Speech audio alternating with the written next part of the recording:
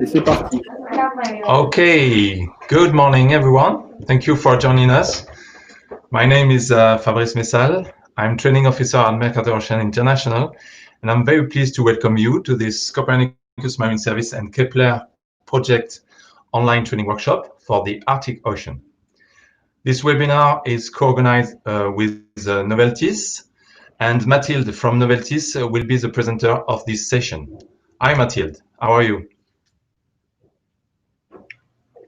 Hi, Fabrice. Quite fine. Hi. Welcome, Okay, everyone. and Laurent Bertino from Medno will help us to moderate the Kepler session this afternoon. Vincent is also here with us to complete the team. Vincent worked from the beginning to prepare this event, and today he will manage the technical issues during the webinar.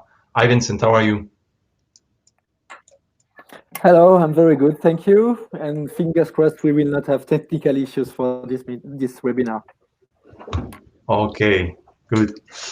So let's start. As a reminder, the objectives of this workshop is to show you how using the service can be an asset in your daily job and try to share expertise and tips and tricks to feel more comfortable with the catalog and the data. You were about 200, less than 200 people registered. You are currently more around 90 participants online. It's a success for us on this region, and the majority of you are beginners, and it's perfect because we designed this workshop for you. So today is the first round of this workshop. This first one is split in two parts. In fact, in three parts. The second round will be a practical homework session composed of Jupyter notebooks and tutorial videos available on our YouTube channel. You should receive today, or the link was in the waiting room of this webinar, but you will receive soon after the webinar an email with all the links to access the hands-on exercises on the Jupyter platform and the YouTube videos. And finally, we will have a round 3 to exchange with the experts about the possible blocking point you may encountered during the practical homework session. So this morning we have the first one with the first part about the Copernicus Marine Service with general presentation and presentation of the products. And this afternoon we have a special session on the H2020 project Kepler with experts from Kepler and Nick Hughes, the coordinator of Kepler. So this is the overview of the agenda. We will have a virtual coffee break, and during this coffee break, we will show you a quick survey to complete. This survey can help us to improve our training workshop and how we share knowledge with you. This afternoon, it will be a session dedicated on about Kepler. Kepler is the European IH2020 program about key environmental monitoring for polar latitudes and European readiness. So Nick Hughes with other experts from Kepler will be present to present an overview of the project and the outcomes of the project. Vincent, do you want to explain this part about the how to ask questions? Yes, for sure. So I'm enabling the Q&A mode. Okay, the Q&A mode is enabled. So of course, with the number of participants, you won't be able to speak, but at the bottom right of your screen, you have the chat, okay, where you can ask any question you need to ask during this webinar, okay? At each end of presentation, we will have a Q&A part where Mathilde, the moderator, will display the most relevant question and the expert will answer the question. So do not hesitate to type your question on the bottom right on your screen, added with the question mark, okay? This part, okay? So like that, the question will be stored and Mathilde will display the question. So Fabric told you about the survey. There will be 2 surveys, one at the coffee break and one during the big lunch break, where you can give us your feedback concerning this webinar. And please answer this survey. It's quick and it's needed for us because we want to provide you the best training format, training online format. So please take time to answer. It's quite quick, yeah? Okay, thank you, Vincent. So Thank the you. core of this workshop is the hands-on session. And the Jupyter environment is a web-based application which allows us to propose you codes in Python to play with the data. So the experts have developed 11 Jupyter notebooks with dedicated tutorial videos. You will have 2 weeks to practice before the debriefing session. During these 2 weeks, a chat platform is at your disposal to ask questions to the experts. And at the end of the practical period, the debriefing session will be a live meeting to have feedback from experts. All the information you need to access the Jupyter Hub or the tutorial videos is available on the participant manual. And don't worry, you will receive the email with all the links and the participant manual soon after the webinar. And to connect on the Jupyter Hub, you need credential, you need login and password. And don't worry about the login and password. In this email, you receive your credential to access the platform. And I encourage you to register on marine.copernicus.eu, because if you are registered, you will optimize your practice on the Jupyter notebooks. Okay, so don't hesitate if you're not registered yet to register now on marine.copernicus.eu. This is free, and you will access to all the catalog of data. Okay.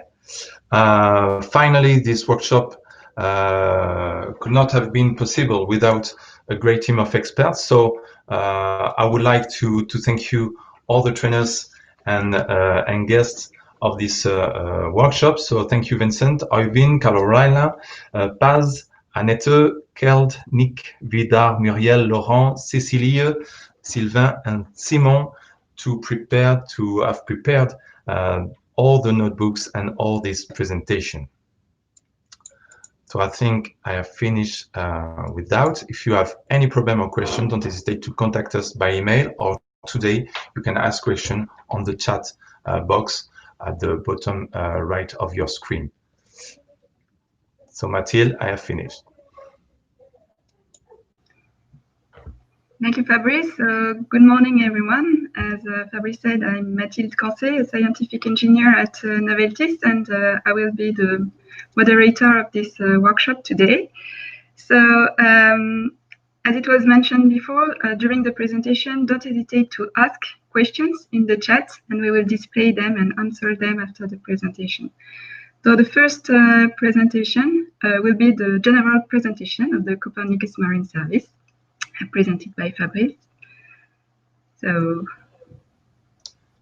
I think yes, but I prefer to record this this presentation to avoid any technical problem.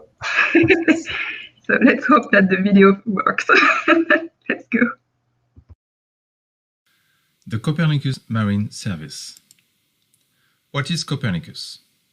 The EU Copernicus program aims to develop an operational and autonomous Earth observation capacities for Europe through in-situ and satellite infrastructure development and data dissemination by thematic services. The Copernicus Marine Service is part of the 6 thematic services from the EU Copernicus program dealing with the validation and the dissemination of marine data. Behind the Copernicus Marine Service infrastructure to disseminate this data, there is a network of producers with center dealing with satellites or in-situ observation. We call them TAC for thematic assembly center and centers operating forecasting systems. We call them MFC for Monitoring and Forecasting Center. The Copernicus Marine Service is implemented by an interested entity by the EU Commission. This is Mercator Ocean International. Whether you are a researcher on climate change, a shellfish or aquaculture farmers, a routing specialist working for a shipping company owner, an engineer specialized in marine renewable energy, a data scientist working for an NGO on water quality, or a police officer working on maritime spatial planning, all marine and maritime professionals need to access information on the state of the ocean and its evolution.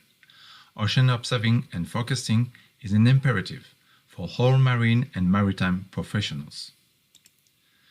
The key things to have in mind about the Copernicus Marine Service are: there is a single access point, the website marine.copernicus.eu. The service is open and free. With a simple registration, you can access the full catalog. Quality: all the data are scientifically validated and qualified. Harmonized: whatever the source of the data, they have the same format, which is NetCDF. User-driven: the evolution of the service takes into account the user requirements. In order to support all audiences interested by marine informations, the service gives access to 3 different levels of information: the core data, the ocean monitoring indicators, and the ocean state report. Let's start with the data, the core offer of the service. The data can come from different sources. They cover different regions and different temporal scales with different frequencies of update. With all these different sources, different spatial and temporal coverage, the data catalog of the Copernicus Marine Service responds to the needs of all kinds of users. The satellite data provided in the Copernicus Marine Service catalog are only L3 and L4 processing level data. The in-situ observation data come from different international networks like EuroGOOS, OceanOps, EMONET, or SeaDataNet. The model data come from 3D numerical representation of the ocean and provide information from the surface to the bottom of the ocean from several years in the past up to 10 days forecast. Second level of expertise, the ocean monitoring indicators. The ocean monitoring indicators are key variables to monitor the health of the ocean. This information is critical for assessing and confronting oceanic and atmospheric changes associated with global warming. They can be used by scientists, decision makers, environmental agencies, and the general public. Third level of expertise, the Ocean State Report. It provides a comprehensive and state-of-the-art assessment of the state of the global ocean and the European regional seas for the ocean scientific community, as well as for policy and decision makers. Recently, the summary of the Issue 4 has been published on the Copernicus Marine Service website. Key facts and figures are presented in this document. The Blue Book, Copernicus for a Sustainable Ocean, promotes and tells the story of the Copernicus Marine Service. The Blue Book is a report to inform all European citizens, including policymakers, students, and youth, on how the Copernicus Marine Service benefits society as a whole. Supporting users is one of the Copernicus Marine Service commitments. How to find the relevant data for my activity? What will be the content of the next release of the catalog? Will the continuity of this product be ensured? The service desk is here to answer to all the questions you might have. It provides regular information on problems or new release. On the website, you'll find a lot of use cases showing you how people are using the data, like different web mapping tools to monitor jellyfish swarms and their drift, to monitor coastal water quality, or oil spill risk drift, or application to characterize sites for renewable energies and aquaculture activities, Metocean tool for marine navigation. The Copernicus Marine Service is also committed to share knowledge through training and outreach activities. Following the audience, our experts are available for training sessions, scientific mediation, or ready to participate to hackathons or work with aquariums or museums. During this year of training, our experts produced a huge quantity of material. Next year, one of our objectives is to provide access to all this material directly on the website. This training workshop for Arctic Ocean is the last in the series of the 2020 training workshops for the 6 European regional seas.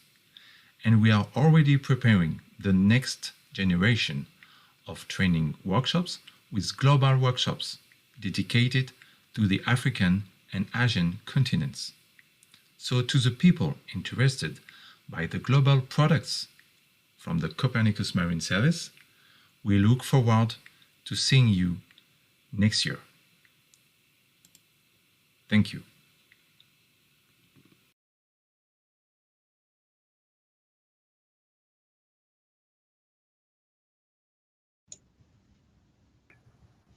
So good to see the video worked. So Fabrice, maybe you want to add a word? Or... No, I'm ready if you have some questions from the participant. What do you mean by validate Jupyter notebooks? Because sometimes you have to adapt a little bit your exercises, depending the platform you are using and the library you have on your platform. So sometimes the experts are developing Jupyter notebooks on their own computer with their own environment, Jupyter environment, and when we upload these notebooks on the Jupyter Hub of Siemens, it's sometimes it can be complicated, or there is some adjustments to make. So that's why I use the term validation of validate Jupyter notebook. Yes, and to add a word about this, in the notebook you will find the information to reinstall them on your own environment with the necessary libraries and the Python version and so on. So you can either work on the Jupyter Hub directly or also reinstall all the notebooks on your own environment. So we have a question from Louise.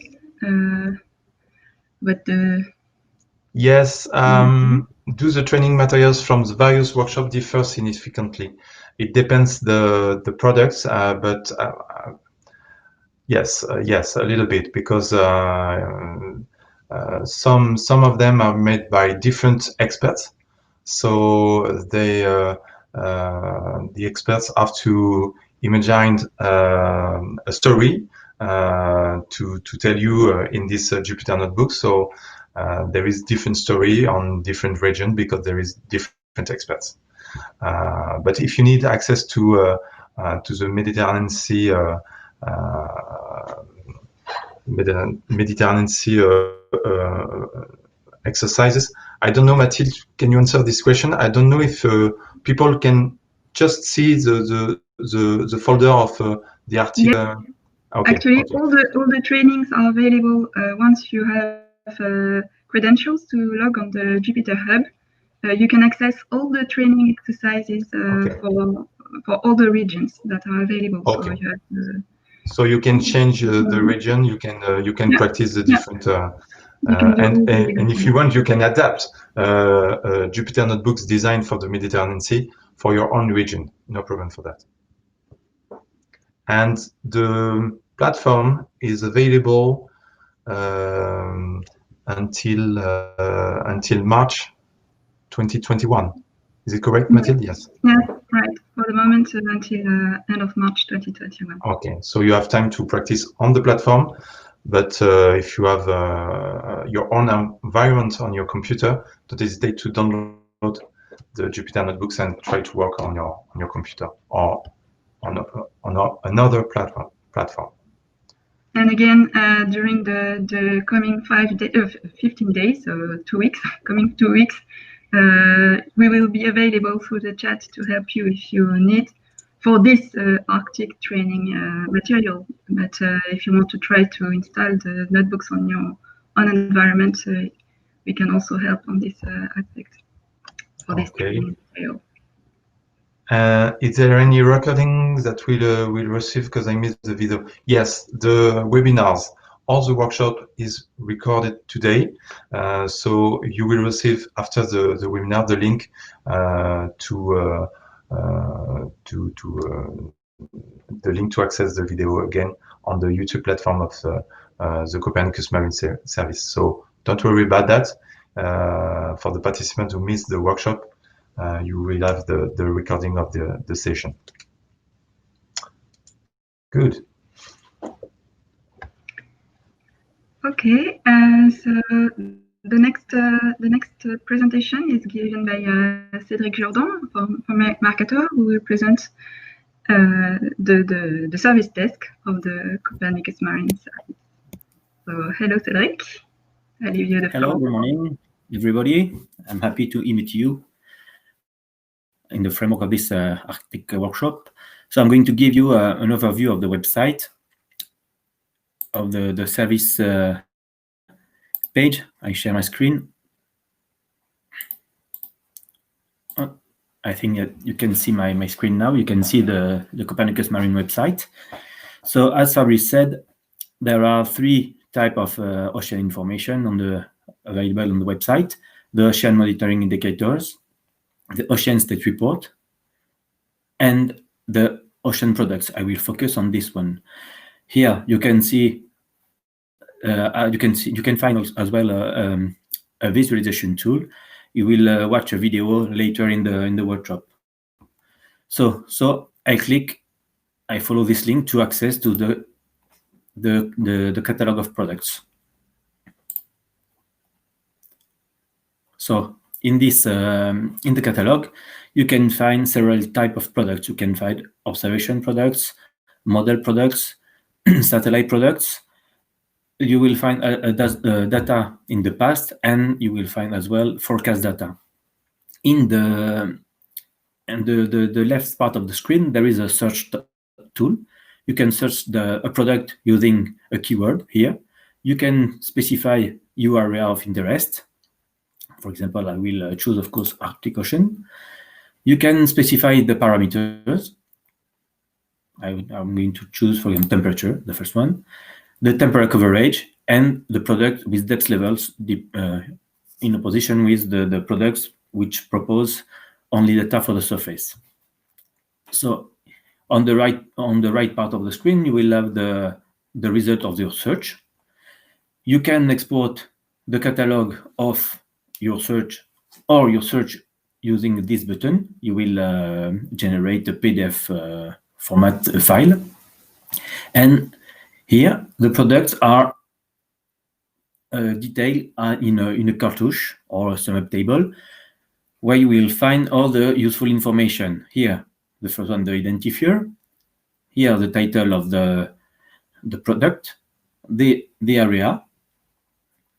If it's a model or an observation, the assimilation of here it is a model. So with this bullet, you will find the data assimilated by the product. So this product assimilates SST, sea level, in-situ ETS profiles, and the sea ice concentration and thickness. Below, you will have the list, the acronyms of the variable available in this product. So if I click on the icon I here, I reach a glossary. You will have the description of all variables. Here, below the horizontal resolution and the number of depth. The temporal resolution, so this product extends from 2018 until present, and the temporal resolution, the different means. So for this product, we'll find only instantaneous means and daily means. And below, the different shortcut to access this product or the services available for this product. So if I click on the product identifier, I reach a product information page. In this page, there are 4 different tabs. In the first one, information, you will find the same information of the sum up table with more detail. You will find a short description of the product and the references, the geographical coverage, if it's a model or observation, its forecast or hindcast or multi-year product or past product, the processing level, the data simulation, so variable, etc. All the information are listed here, and the format of the product. So all our products are in a NetCDF format, which is the common format for the oceanographic data. The second tab is documentation tab. For each product, you will find 2 types of documents: a product user manual, which is more a technical document, and the quality information document, which is more a scientific document. Following the link on the right, you will open a PDF format file with several information, and for example, the time when the product is updated. So I check search in the in the table if it's possible.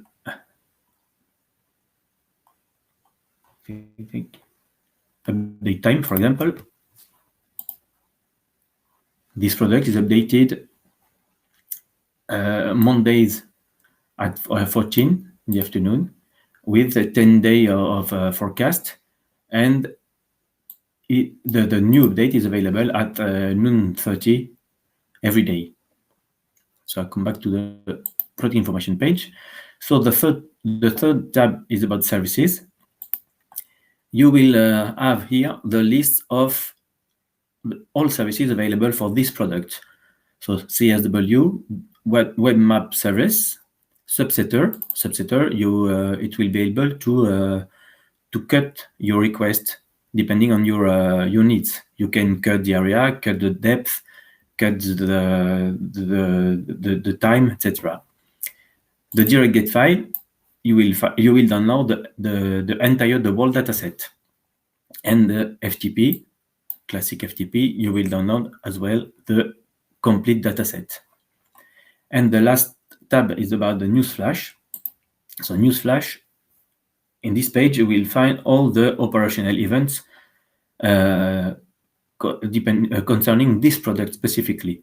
So, for example, when I click on the title, the article opens, and this product, so it's this one, will be impacted. Will be impacted by the next release planned on the 15th of December. And here you will find the maintenances, the incidents, and the improvements. Here you can view a product. It's not the same visualization tool than the main page. It's another one. So you can choose one or the other. And of course, you can download the product.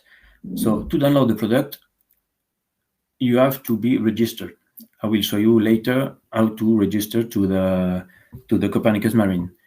Here, so I have to log in, and I reach the download page. So here I have the name of the product. I have to choose a data set because each product contains several data sets depending on the means, depending on sometimes on the variable. So, for example, I choose the second one. It is daily means the forecast.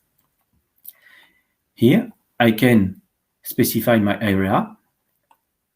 I can specify my time range. I can specify the depth, the start and depth, and the variable. So for this example, I will choose the temperature only here. Then, if I click on download, I will download the NetCDF file depending on the parameters I made here and on all the page. If I click on download option, I will do that to show you. I will have the list of all services. So here I have the subsetter. As I said before, if I click here, I will download the result of my request, the request I made before. The direct get file, I will download the whole product, the whole dataset, and FTP. I will access to the FTP link, the FTP tree to access to my data. As well, I can reach the FTP tree if I use a FTP client as a FileZilla, for example. I can as well use a Python script to download my data. So it's interesting when you want to download a large period of if you want to download every day new update of the product. So in this case, you can use this Python script. So here you will find the requirements and the command you have to use and useful information below. So I let you show them. So for this template, I click on the button here to download my my product.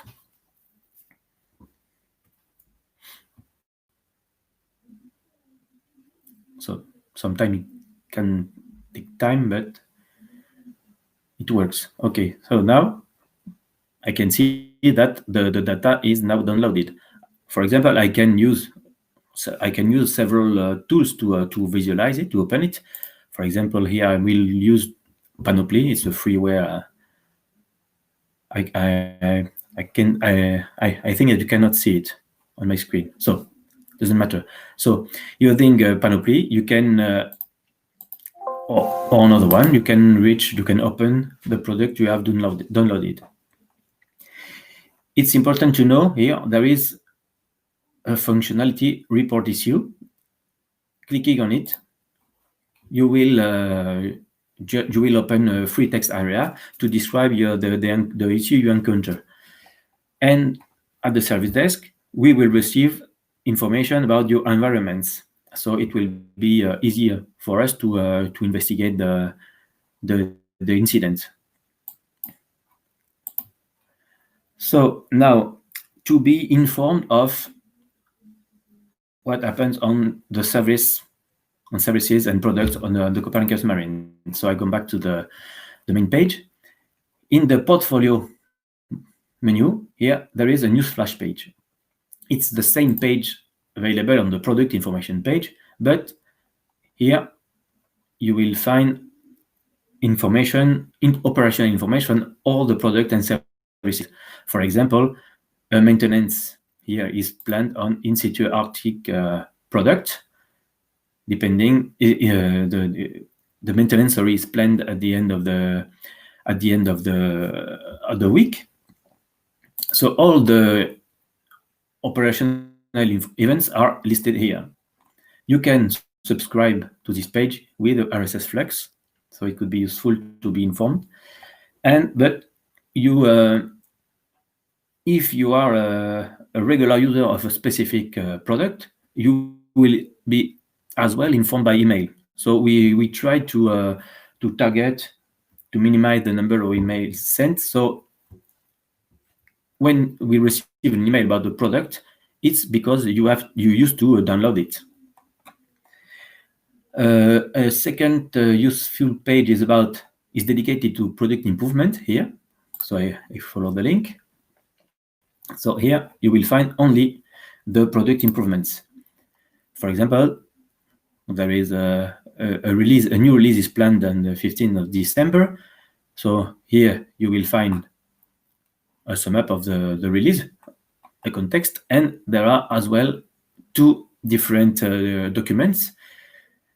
So there is a notice with PDF format document. You will find here the context of the release depending on the area and the type of product.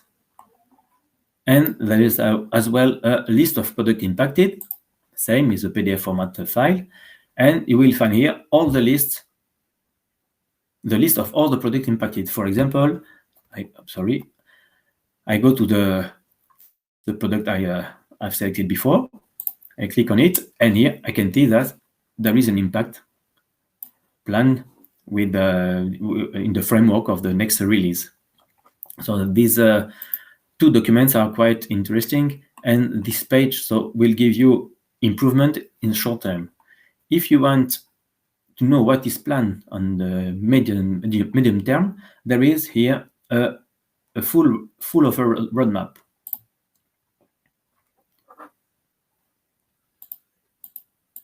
So just a moment.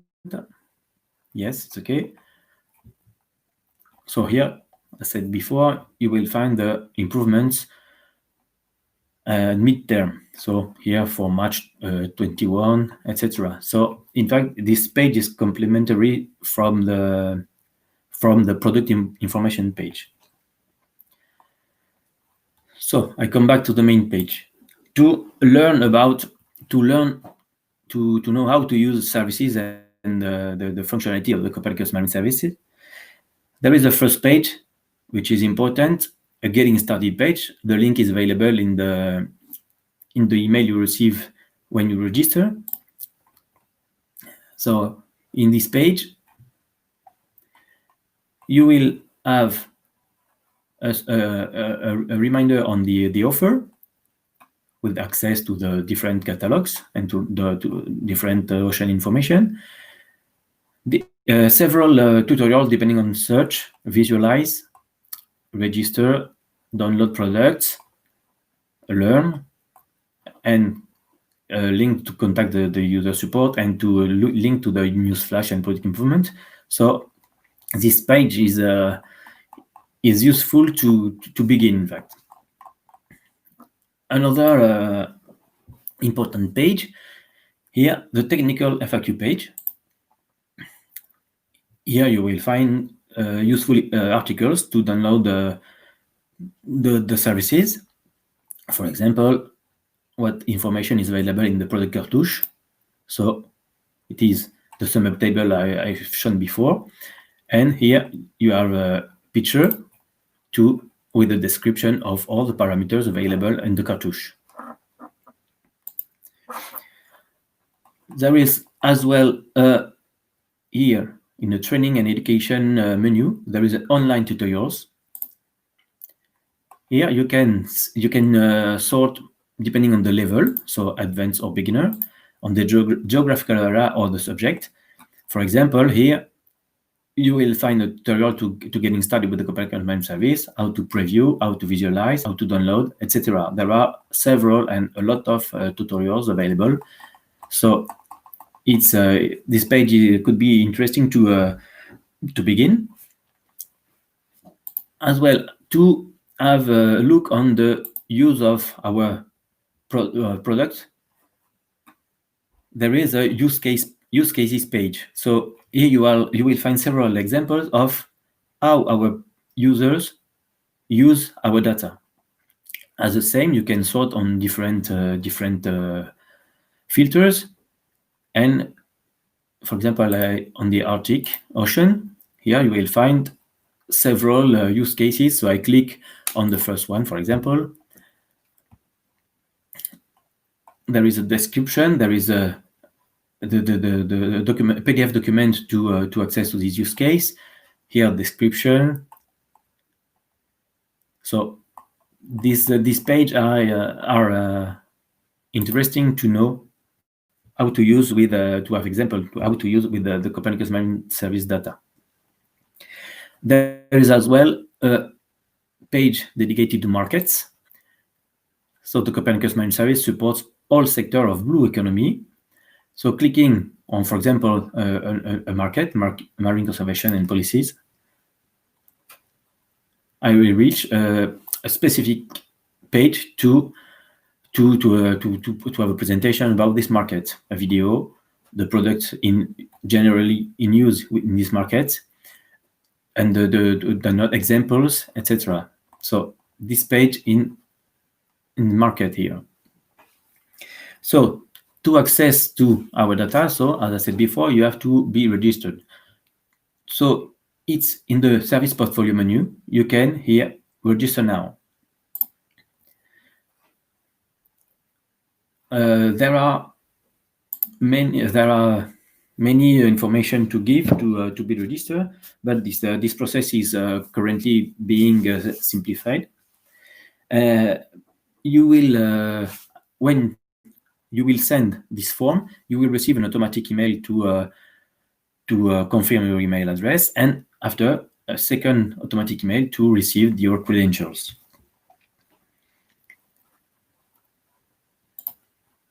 So now, how to contact the service desk? So at the service desk, there are 5 people. We are open. The service desk is open during office hours in France. And to contact us, there are several ways. So there was the report issue form in the download page, as I showed before. And there is here at the bottom right of each web page, there is a chat widget. So you click on it.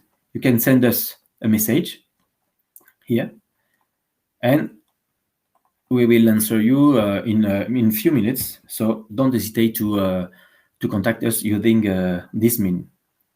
And there is as well a collaborative forum here to contact the service desk or to discuss with other users. So don't hesitate to contact us if you have any comment or any question, of course, and we will be happy to help you in the use of our data and services. Thank you very much. It's okay for me. Thank you, Cedric. So we are running a bit after time, so maybe we can just put one question here. Yes, let me publish the question about the platform, because we answered a lot of questions on the chat. Paz Rotland Garcia from Socibe is answering a lot of questions on the chat. Thank you, Paz, for that. Don't worry if you see experts answering a question on the chat. It's okay. So yes, we have a question about that, about the products available on the platform, on the Siemens viewer. I will show you later the platform. So we already answered the question about the WMS, but Cedric, is there any restriction for commercial use about these products? No, in fact, the use of the data using the download or using the visualization, there's no commercial usage. You just have to cite the products. In fact, you have to cite there is. Maybe I can share again my screen. Oh, sorry, I do that. You can do or not? Yes, it's okay. Yes. Here in the service portfolio menu, there is a service commitments and license, and in this document, you will find the rules. In fact, how to use the data. You have to cite the products only. Okay, thank you. And just one more question from Sarah. If you can stop sharing your screen, yeah. Okay.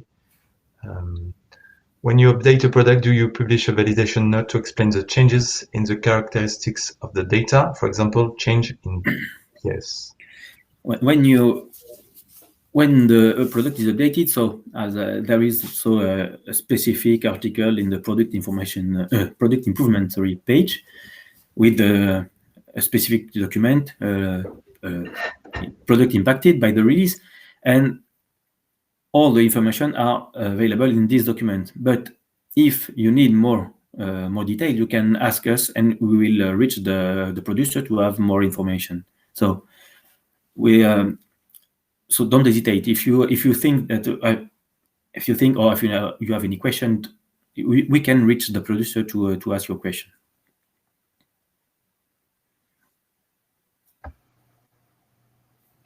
Okay, thank you. Fabrice, I think your microphone is muted, so. Sorry. Thank you, Cedric. We can move on. You.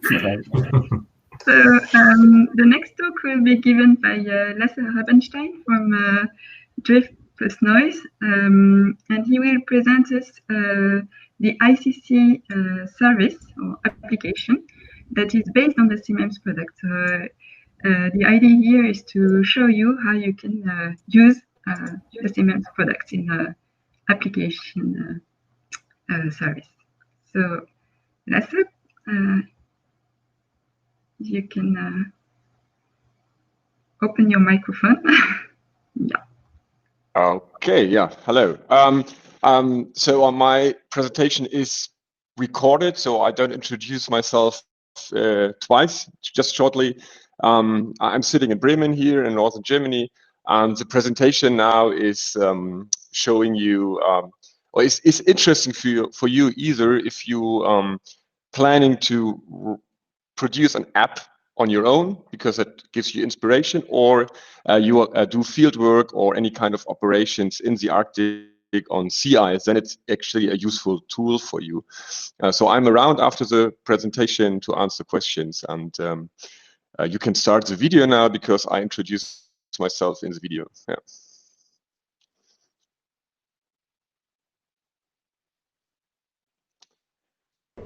Hello, my name is Lasse Rabenstein, and in this user testimonial I would like to show you ICC, a brand new application which is developed within the Copernicus user uptake project. ICC is the same name. The partners involved in this project are us, which is Drift and Noise Border Services, a spin-off from the Alfred Wegener Institute, founded 5 years ago. I'm co-founder of that company. And presently, we are also supported by the European Space Agency's Business Incubation Center in northern Germany. Who are we? We are researchers by heart, polar researchers, geophysicists, but also software engineers. So the technical team is Bernhard, Panagiotis, and Paul. They're doing all the software engineering. And Lasse, and just recently joined Alexandra, we are taking care for user feedback, user interaction, and to disseminate the news on the ICC. All this wouldn't have been possible with our partner from the Meteorological Institute in Norway, the Development Center for Weather Forecasting in Oslo, which is Malte Müller and Cyril Palerme. They provide excellent and improved sea ice drift forecasts for the Svalbard region, which are implemented and visualized in ICC. Our users are people who are on site, so not the people necessarily in the office. I mean, they can use the app as well, but the people on boats, on fishery boats, passenger vessels, research ships or research camps on the ice, and also other shipping. Here's a video showing shipping activities of passenger and fishing vessels in the Svalbard region over the last years. That's a video made by Alexandra in her master thesis and also in her Nature publication, which came out this year. And you see that there's a lot of activity. The passenger vessels only appear in summer, in the tourist season, but the fishing vessels are active year-round and very often also close to the ice edge. So these are typical users of ice information. I was myself on board Kronprinz Haakon in 2018, and this was really the wish I had. I wanted to have ice information displayed on the screen, on the navigational screen, automatically, with one touch, with one click. All this organization and browsing in the internet is so difficult with a bad internet connection up there, maybe only a video. And that's why we invented ICC.app, to exactly have that screen where you can touch and just download information you're interested in. Here's a short user pitch. To navigate changeable, icy waters, you constantly need to know, what is my safest and most fuel-efficient route? That's not easy when ice information is spread across the internet and you have a poor internet connection. So what if you could display sea ice on a map in near real time as simply as this? With ICC, all the actionable information you need is provided in a single map-based display. So you can take the safest, most direct route to save costs and time to avoid ice entirely, or to find the best route through the ice with an ice-breaking vessel. Here's how easy it is with ICC. Its map-based interface quickly shows you a variety of high-resolution sea ice information, regularly updated and with 24/7 reliability. Click on the map to get up-to-date satellite imagery, or zoom in to high-resolution images for more detail, even with a low-bandwidth connection. ICC is the one-stop solution for ice information on board. Take a free trial and find the clearest way ahead.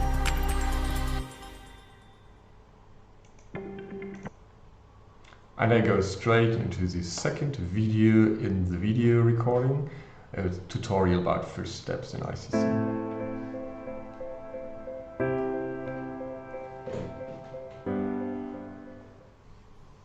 On the ICC map display, you can activate and deactivate 3 different information layers. The first one is sea ice concentration. This is a rough information layer with a 3 kilometers resolution for strategic planning of your voyage or your activity. It's updated 8 times a day and covers the entire Arctic. The age of that information is displayed in the lower left corner, so you always know how old the information is you're dealing with. The legend and the colors, the meaning of the colors, are displayed also in the lower left corner. So purple colors mean 100% of the map is covered with ice, green colors about 40%, and when there is no color, it's ice-free.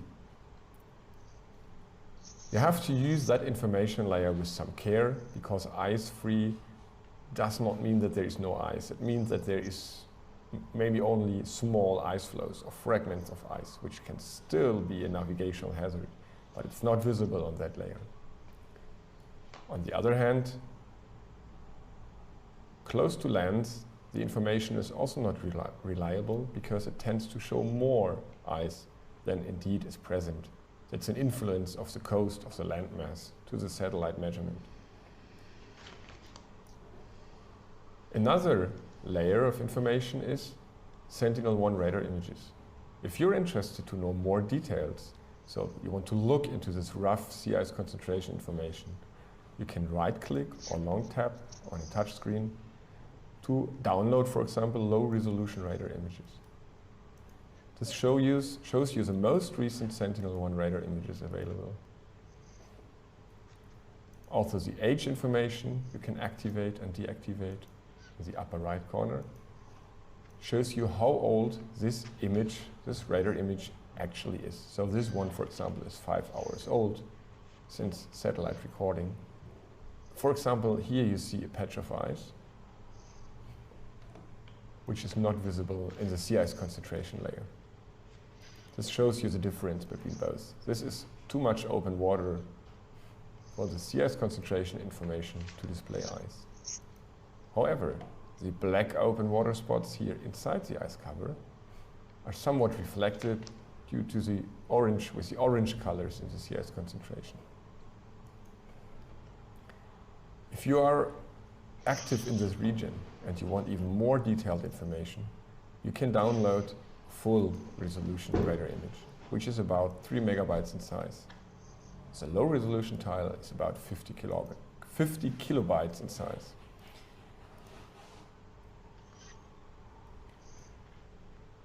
So what would you expect to see here, where I explained already that this is probably not ice, but an artifact from the landmass? Let's look into the details. This is what the satellite image shows, the radar image. No ice, obviously. A at least you can't see any familiar structure which look like ice flows. So pretty sure there is no ice here. But you see, Sentinel-1 radar interpretation is not always easy. So the magic comes when you compare all the different informations together. Activate and deactivate the radar layer on top of the CS concentration layer, knowing that close to lands, the CS concentration is not trustworthy. We will explain a little bit how to interpret Sentinel-1 radar images in another video. I would like to conclude this video with the third information layer. This is ice drift forecast. Here for the Svalbard and Greenland region, you see a grid of red points. Each of these points reflect an ice particle, an ice flow, for example. Where there is no ice, no drift is calculated. But where we have ice, here closer to the ice edge or in the ice, a series of points show you where the ice will be over the course of the next days. Each point is a 24 hours period. So this ice flow will be tomorrow here, then here, and 3 days here, 4 days here, 5 days here, and so on. The colors fade out because it becomes more uncertain if in 10 days the drift will still be like this. But the ice drift forecasts are updated every 24 hours by our partner, the Meteorological Institute of Norway. If you have any questions so far, please contact us directly under support@driftnoise.com. We are happy to answer your questions.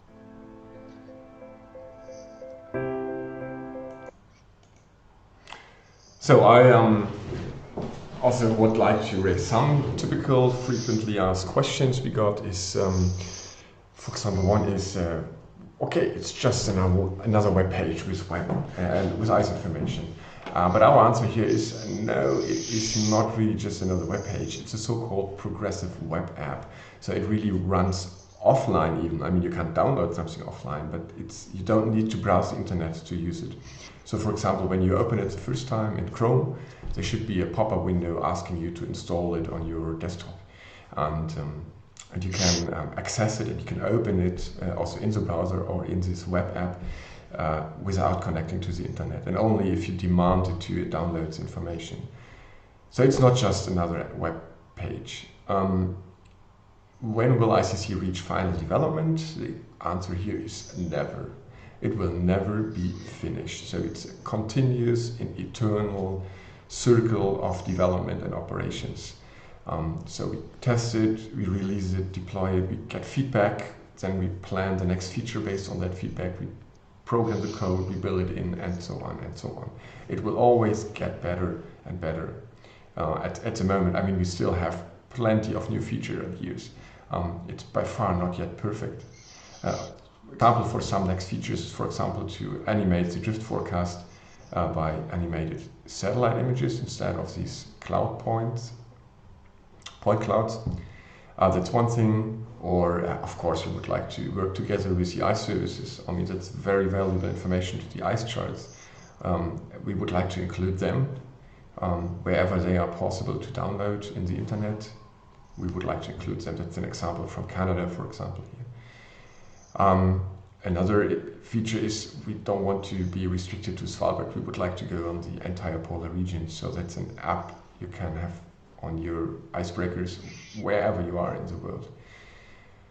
Just some images, some examples of what we plan to do. But whatever comes next, it is based on your feedback. So please, I invite you, go to the icc.app webpage, open it, try it out, give us feedback. You need to register when you open it, but it's easy, it's free to use, and I'm also now here for your question and answers, so we can directly discuss on that. Thanks. So thank you, Lasse, for this presentation. We have several questions, but unfortunately, I don't think we will have time to answer all the questions. So let's start with one of them. For example, is here, this question. Yeah, do you have Iceberg Gigabit products? No, not yet. So far, what you've seen is everything we have right now. But we will include more data in the future. So if there is an Iceberg Gigabit product available, for example, via Copernicus or any other open data source, then we have a potential to include it. Exactly, yeah. So that's the answer. At the moment, no. Yeah. Although we know how important that information, of course, is. Okay, another question from Laurent Bertineau. No, this is a question from Dagmar. Yeah, please. Okay, but about the browsers, so this progressive web app is very new. I think it's developed within the Google environment. So I think Chrome, on my experience, Chrome works best. Firefox also works with it, the progressive web app. Also Safari on macOS. What is not working at the moment is iOS, so you cannot use it on your iPhone or iPad. But I think Apple will enable this pretty soon, that the progressive web app works on iOS systems as well. Microsoft Edge also works, but that's another Chrome version only. Yeah, so Chrome or Firefox or Safari is all work good. Okay, last question. And don't worry about your question if we don't have time to answer your question. All the question will be collected later, and the experts will answer the question, and we will provide you a link to access to all this question and answer session. Don't worry about that. Please, Lasse. Yeah, at the moment, it's the ICC is developed within this Copernicus user uptake project. So currently, it's free to use because it's paid by Copernicus Finance, at least until March next year. We hope that we can leave it running longer. On the longer term, we need a sustainable business model or so behind it, when it will also be polar regions wide. We hope that we find larger institutions or companies to pay for either their users or even for a free usage in the future.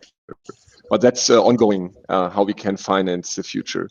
But we hope that we can establish a sustainable business model on the basis of that, yeah, on ICC. Okay, thank you, Lasse. Yes, thank you very much, Lasse. And maybe if you have a little time, you can already try to answer some of the questions in the chat. Yeah, I can do that. Yeah. It would be nice for the attendees. And again, as Fabrice said, we will collect all the questions and provide more extensive answers in 2 weeks. So the next presentation is given by Muriel Lux from Noveltis, who will present the activities service. Again, it's a service based on the Siemens products. So Muriel, I leave you the floor. Are you here?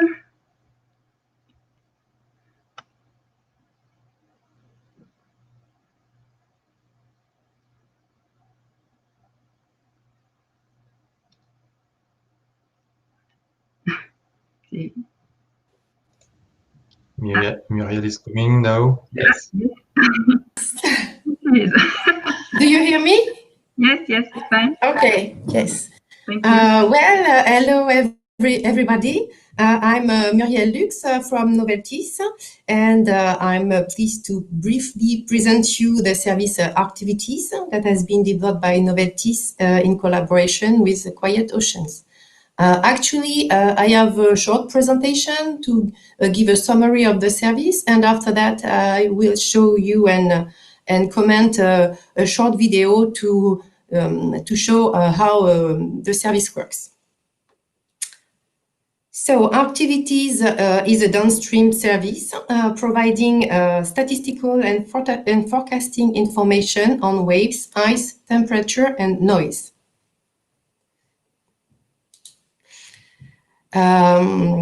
Activities was born thanks to the Siemens User Uptake Program, the DEM4, which was focused on the demonstration of coastal and operational downstream services. It concerned the areas of interest relative to the Marine Strategy Framework Directive, the MSFD. And there is a lot of areas of benefits concerned by the service, such as fishery, aquaculture, marine litter, climate change, and all the impact on biodiversity. The two partners involved in the development of the services, Noveltis and Quiet Ocean. Noveltis, for many years, has been developing innovating projects and services for players in the maritime sector on all the world seas. And Quiet Ocean's activities are focused on the issue of the environmental impact of underwater noise. Since 2010, it has been supporting state and private actors in Europe and around the world in understanding and monitoring the underwater noise.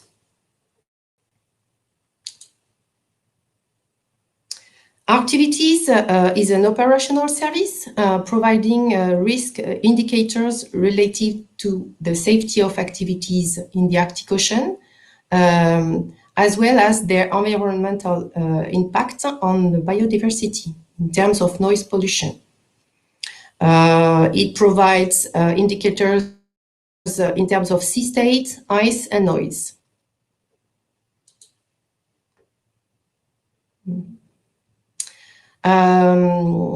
If you want to reach the activities website, you can access it by this address. It's completely free and open to everybody. And I will show you later the video to visit the site. Activities is based on two operational systems providing information on a unique interface. The first one is from Quiet Ocean is Quanops, which computes an estimate of spatial temporal distribution of anthropic noise levels. And it is also based on the Noveltis downscaling model for waves and on statistical computation of wave, ice, and temperature indicators. These systems are fed and combined with the Copernicus Marine Service products to compute all these indicators at two levels: the statistical indicators, which are computed from long time series of information, of data from Siemens products. And they also provide near real-time forecasting indicators, giving access to live information about the Arctic environment. Just as a reminder, these are the products, the Copernicus Marine products used in the service. They are used for the boundary forcing of our models, but they are also used for the statistical computations, and they are also used for the noise estimation to compute how the sound propagates in the ocean. Now, Vincent, if you want to launch the little video, please.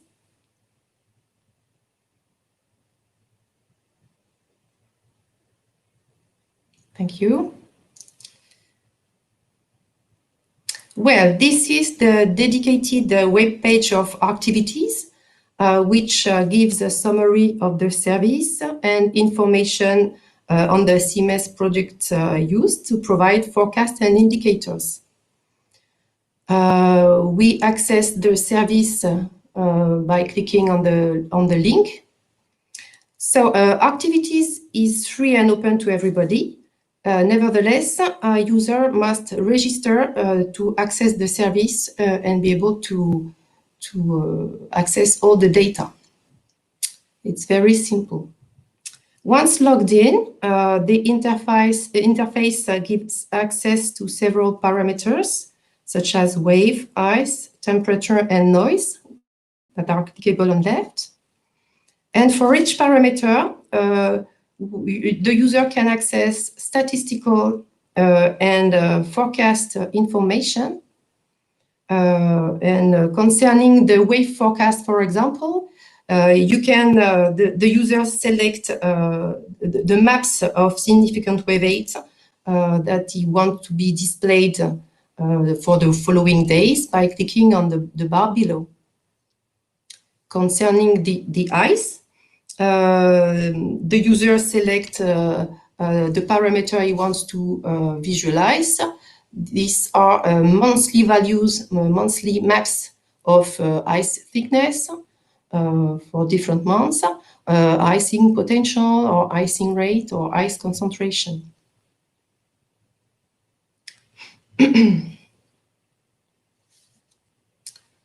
As the temperature is also, oh no, maybe I can show first the waves. Concerning the wave statistics, there is particular statistic computed from the 20 years long time period. You can access by clicking on a point to the full time series of the significant wave height, for example. And then if you click on a point, you can zoom on a particular year to access the time series of the year.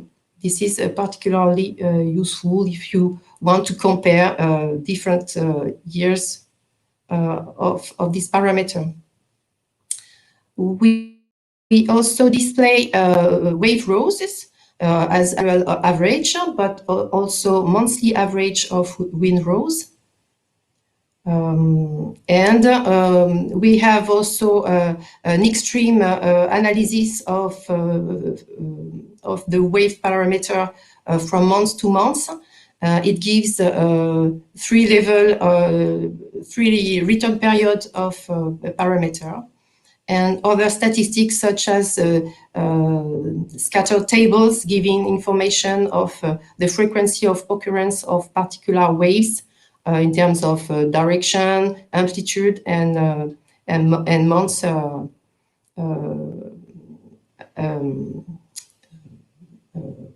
occurrence. Temperature is also an important parameter, for example, for the site selection for aquaculture.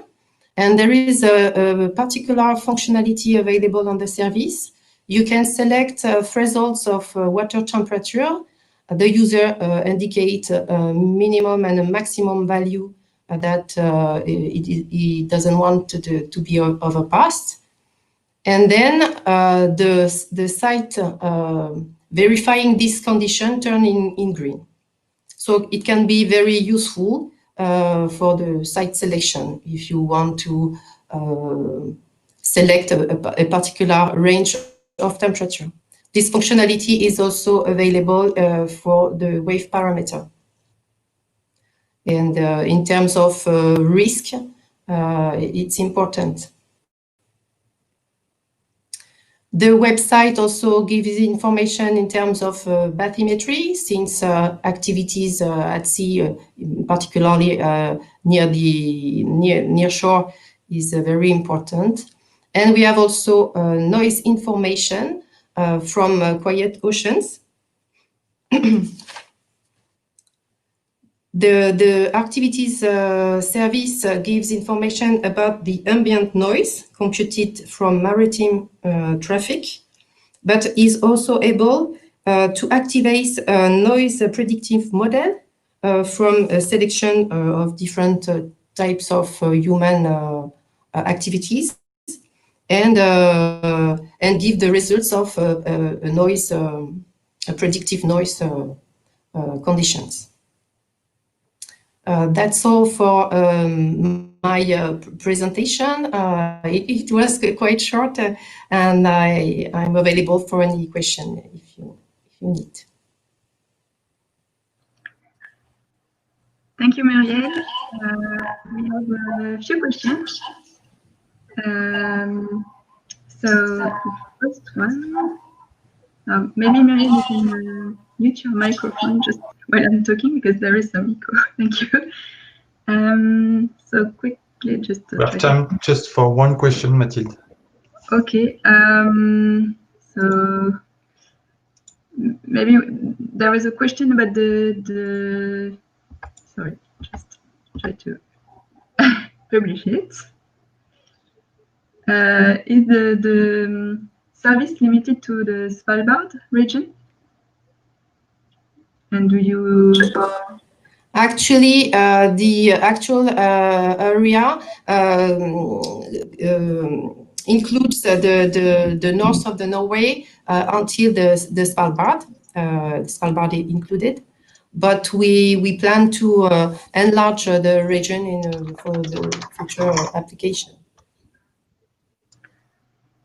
Okay, thank you, Muriel. And as I said earlier, if you can already provide some answers to the question in the chat. Yeah. Yeah. Okay. It would be nice, and thank you. So we are a bit ahead of time. So the next presentation. Yes, I will try to share my screen to show. To show the viewer of the Copernicus Marine Service, and quickly before the virtual coffee break, to give some information about how to access the data. So screen sharing, okay, open, okay. So we have changed a bit the agenda, and the presentation about the GIS training materials will be given just after the virtual coffee break. Yes. So do you see my screen? Yes, you can see it. Yes. Okay. So you will receive by email this participant manual. Inside the participant manual, you will find information about the speakers involved in the workshop, and also all the link to use the different tools and platform. So the Click Meeting platform, okay.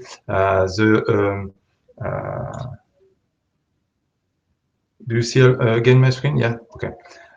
So also the link to the practical environment with the Jupyter hub, and how to connect, how to access the Jupyter notebook, and how to copy the Jupyter notebook from the public folder to your own directory, to your home directory. So it's very simple. You have just to copy the line, you make a copy paste, and you can access directly and make your change on the notebook you already copy on your home directory. Okay, and then you have a chat platform which is called Mattermost, and this is a platform we use to for you to ask question, and the experts will join you on the platform to answer your question. Okay, so again, you will receive the link and all the explanation to access the platform. Is it on this document, the participant manual, you should receive soon after the webinar. So you will have access also to all the presentation in PDF format on this storage. You will access to all this tutorial video related to the practical session. So you have a GIS tutorial video on the Arctic Ocean and all the different Jupyter Notebooks tutorial videos. This is the Jupyter Lab platform. So you see, if you go on Share Notebook, you will have access to all these different regions. And if you click on Training Arctic, you will see all the different Jupyter Notebook, In-Situ, physical model, product, bio, wave, etc., etc. And just to copy, you have just to take the launcher here. You take the line from the document here. You copy the line. For example, I take wave. I want to make the wave exercise. Copy. Then here, paste, enter, and then all the directory with the Jupyter Notebook dedicated on the wave model product is copied on my home directory. My home directory is here, and I have here the directory with the wave model product. I double click. I can start with the first one. Okay, the first one is loading, and then after you will have explanation about the Jupyter Hub environment. It's very simple. You have just to to run the notebook, launching the cell, because you have different cell, and you have just to launch cell step by step, cell after cell, with this button, the play button, to run the cell, okay? Because you have some explanation, and you have cell with a piece of code in Python, so you have to launch this cell like this, okay? It's very, very simple to use. Don't hesitate to practice this notebook. And to finish for the coffee break session, quick overview of the new MyOcean Viewer visualization tool from the Copernicus Marine Service. You can access here by clicking on this button, and you access to this tool, so Lobelia Earth CMEMS, and you can access a lot of products available on the catalog. Okay, so for example, I would like to look some data from the Arctic Ocean region, Arctic Ocean analysis and forecast. For example, the last system with the Nexim products. Click Add to Map. I can choose sea ice area fraction, sea ice thickness, etc. Click Add to Map. Okay, it's Add to Map, and I can change the view. If I click on North Pole, okay. Now I can hide the other layers, temperature and chlorophyll, and I have access to this. And with the timeline, I can change the cursor and change date to have access to another date, another information. With the 3D data, you can have access to different depths of level. And when you have that, if you want, you can share the link to this image. You can share directly the image. You can download it and share with on your computer on different social network. And you can also make videos thanks to this tool. So don't hesitate to have a look to this tool. It's very powerful tool, and I hope you will enjoy to use it and to discover data through this viewer. Okay, now it's time for virtual coffee break. We will come back at 11. It's fine for everyone. 11, just the time to make a coffee and take a big breath of fresh air, and we came back at 11. Okay, Mathilde? Yes. And we will start with a presentation of Vincent Mompas on the GIS practical exercise, because due to the time we change a little bit the agenda. So see you at 11. Yes, see you in 7 minutes. So it will be a very short coffee. Yeah, quick. Go now. I'm just launching a quick feedback survey, so if you don't mind, you can answer it live.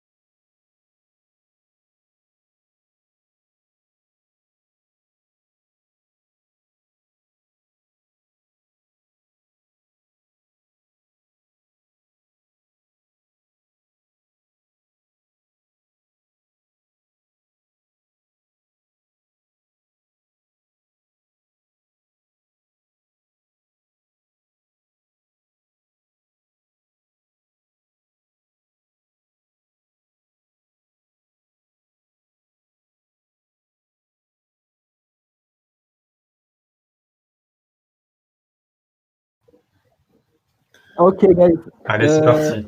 Donc, je me remets en mode webinar. On est prêt? Allez, c'est parti. So it was a very short coffee break. Sorry about that. I had time. So I leave you a little bit of more time to finish the small survey. So once again, it's very important for us. As we can see, most of you are satisfied or very satisfied, which is quite good for us. Your satisfaction level as well, the level of satisfaction is very good. So we can see there is beginners, so no worries. The training are made for beginner or for intermediate users. So we are here to help you. And don't hesitate to leave written comments as we can improve our online training format. Okay, thank you. I'll leave the floor to Mathilde, and she will introduce the next lecturer. Yes, thank you, Vincent. So the next presentation, as we said just before the coffee break, will be about the GIS training material that we have prepared in addition to Jupyter Notebooks. So it's going to be presented by another Vincent from Noveltis this time. So Vincent Mopez, I leave you the floor to present this training material. Thank you.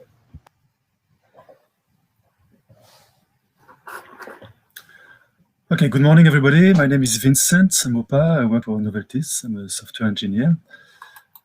I'm going to talk about the GIS training prepared for you for the Arctic. So the training is a video. It's based on GIS, which is called QGIS. Probably you heard about it already.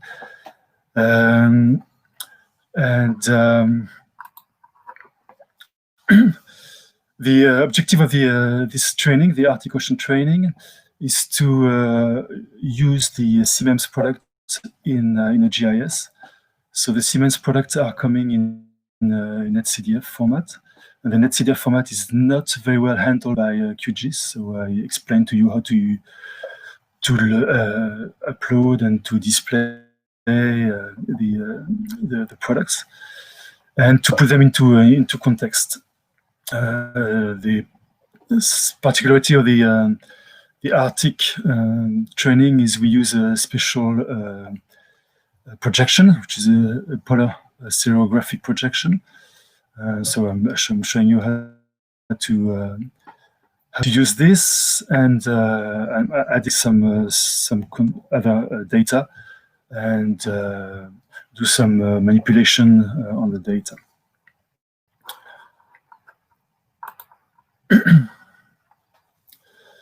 So the training shows the evolution of the ice, the temperature, and the current over a certain period. So we use some advanced tools in QGIS to be able to do this. The additional data we also use in the training are the world boundary, maritime boundaries, the sea route, the shipping routes, and some natural resources and industry.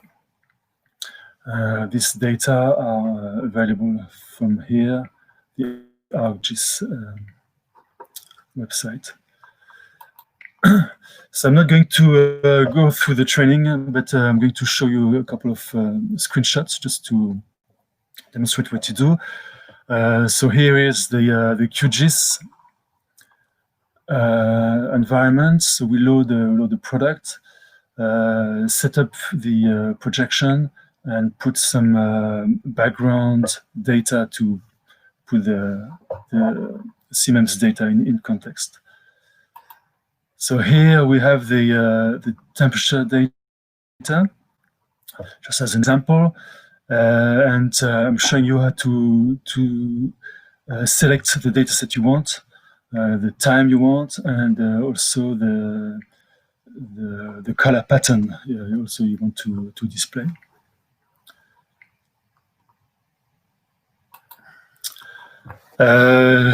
In this view here, we go a bit further, and we want to display vectorial data. And I don't know if you can see from here, but we display as arrows. And the arrows, they have direction, they have width, which is showing the strength of the current, and a color scheme as well. So this is a nice way to represent the vector data. Finally, we put all this information on top of other information, and here you can see the data with some ship routes. They're here in orange and red, and also the area where there are natural resources area. So it's just to show you an example of how to overlay data and to be able to make decisions on what you see. So here goes. This is how the training goes. So basically, in this training, you will learn how to give data coming from CMEMS and put them in a nice mapping tool, and overlay some other data to be able to make decisions or nice graphics or whatever you want to do with this. So thank you for your attention. So if you have if you have questions, just you can ask. Thank you.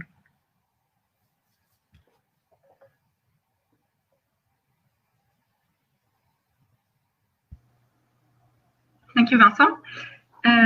Yes, we have a question. I just published it.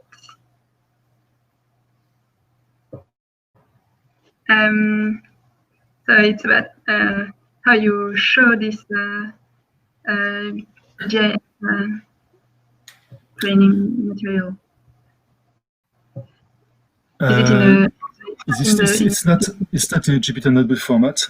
It's complementary to a Jupyter Notebook basically, but it's not compatible. Yes, the idea was to provide a different way to explore the data, and so you have the Jupyter Notebooks on the one hand, and on the other hand you have these tutorial videos that show how you can display the data on the GIS tool. Any other questions for Vincent? I don't see any.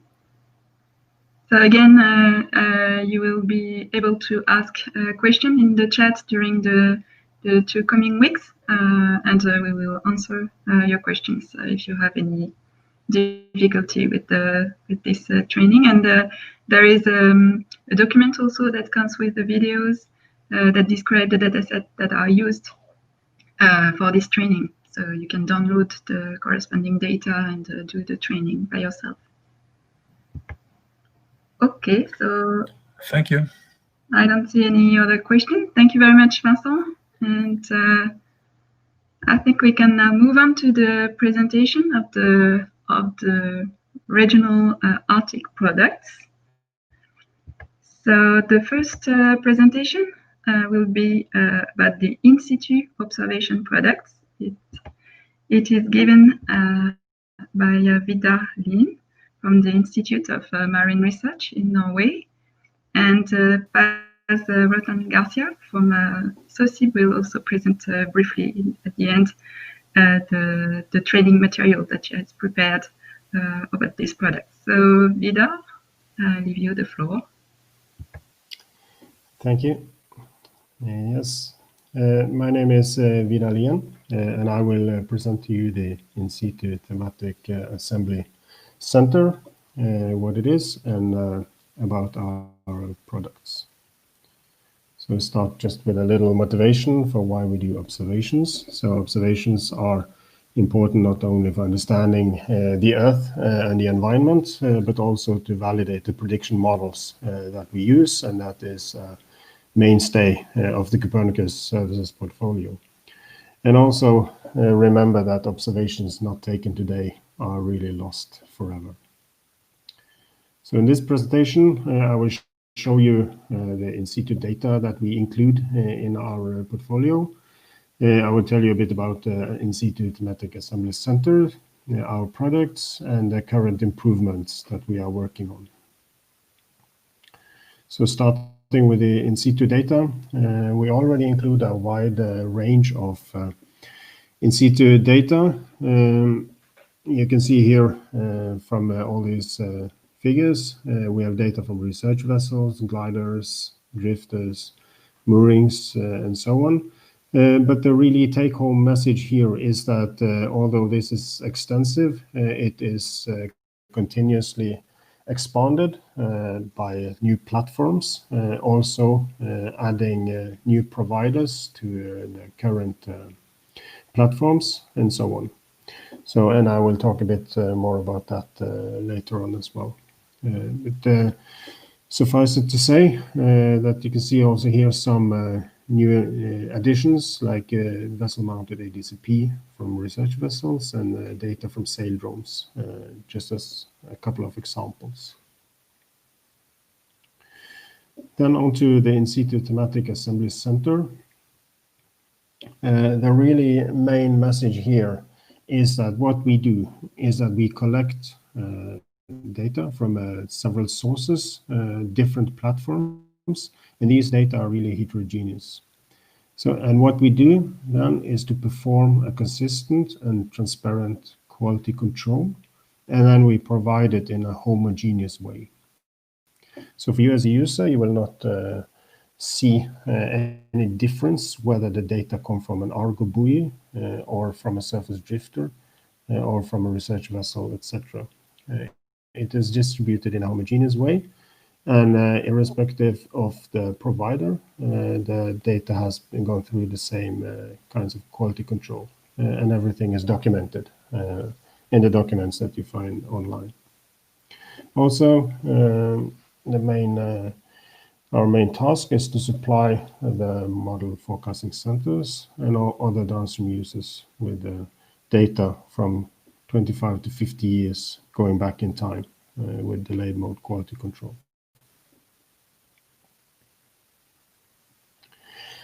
The in-situ tech has been fully operational since 2015, so nearly 6 years and counting. We provide data open and freely.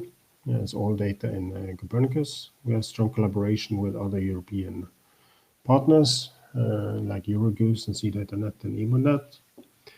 We provide data based on regions. And as I said, the data format is the same across all regions and across all platforms. And there's the same FTP structure for downloading the data also across all regions. And the data are homogenized and applies to the same real-time quality control. And we have two product families, the near real-time, NRT, and reprocessed, what we call RAP. So I will go into that in a moment. This is a sketch of the data flow. On the top, it is for the near real-time data. So we acquire data, provide real-time automated quality control, and then we provide the data in near real-time. In addition to that, we also provide delayed mode quality controlled data, which we then perform a scientific assessment of these data, and then we provide it as reprocessed data. And this is done twice a year. So this will provide you with data with some delay, but the quality will be better. Yeah, currently in in-situ tech, we have several thousand active platforms and even more platforms in total integrated.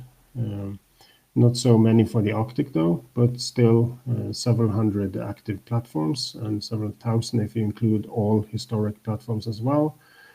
And we have approximately 70 providers. But again, a really take-home message here is that this is ever expanding and evolving. So we keep adding platforms and we keep adding providers and we keep adding parameters as well. Then I will say a few words about our products. As I already mentioned, we have two families, the reprocessed rep product and the near real-time NRT products. So the near real-time product is updated every hour. So this is really in near real time, and you will find here latest data, but it's also included or updated with older data as they become available. The rep twice a year, as I already mentioned, consisting of delayed mode data that's also been go through scientific assessment by our experts. One main difference between the two is that the NRT is by region, whereas the rep products are by type.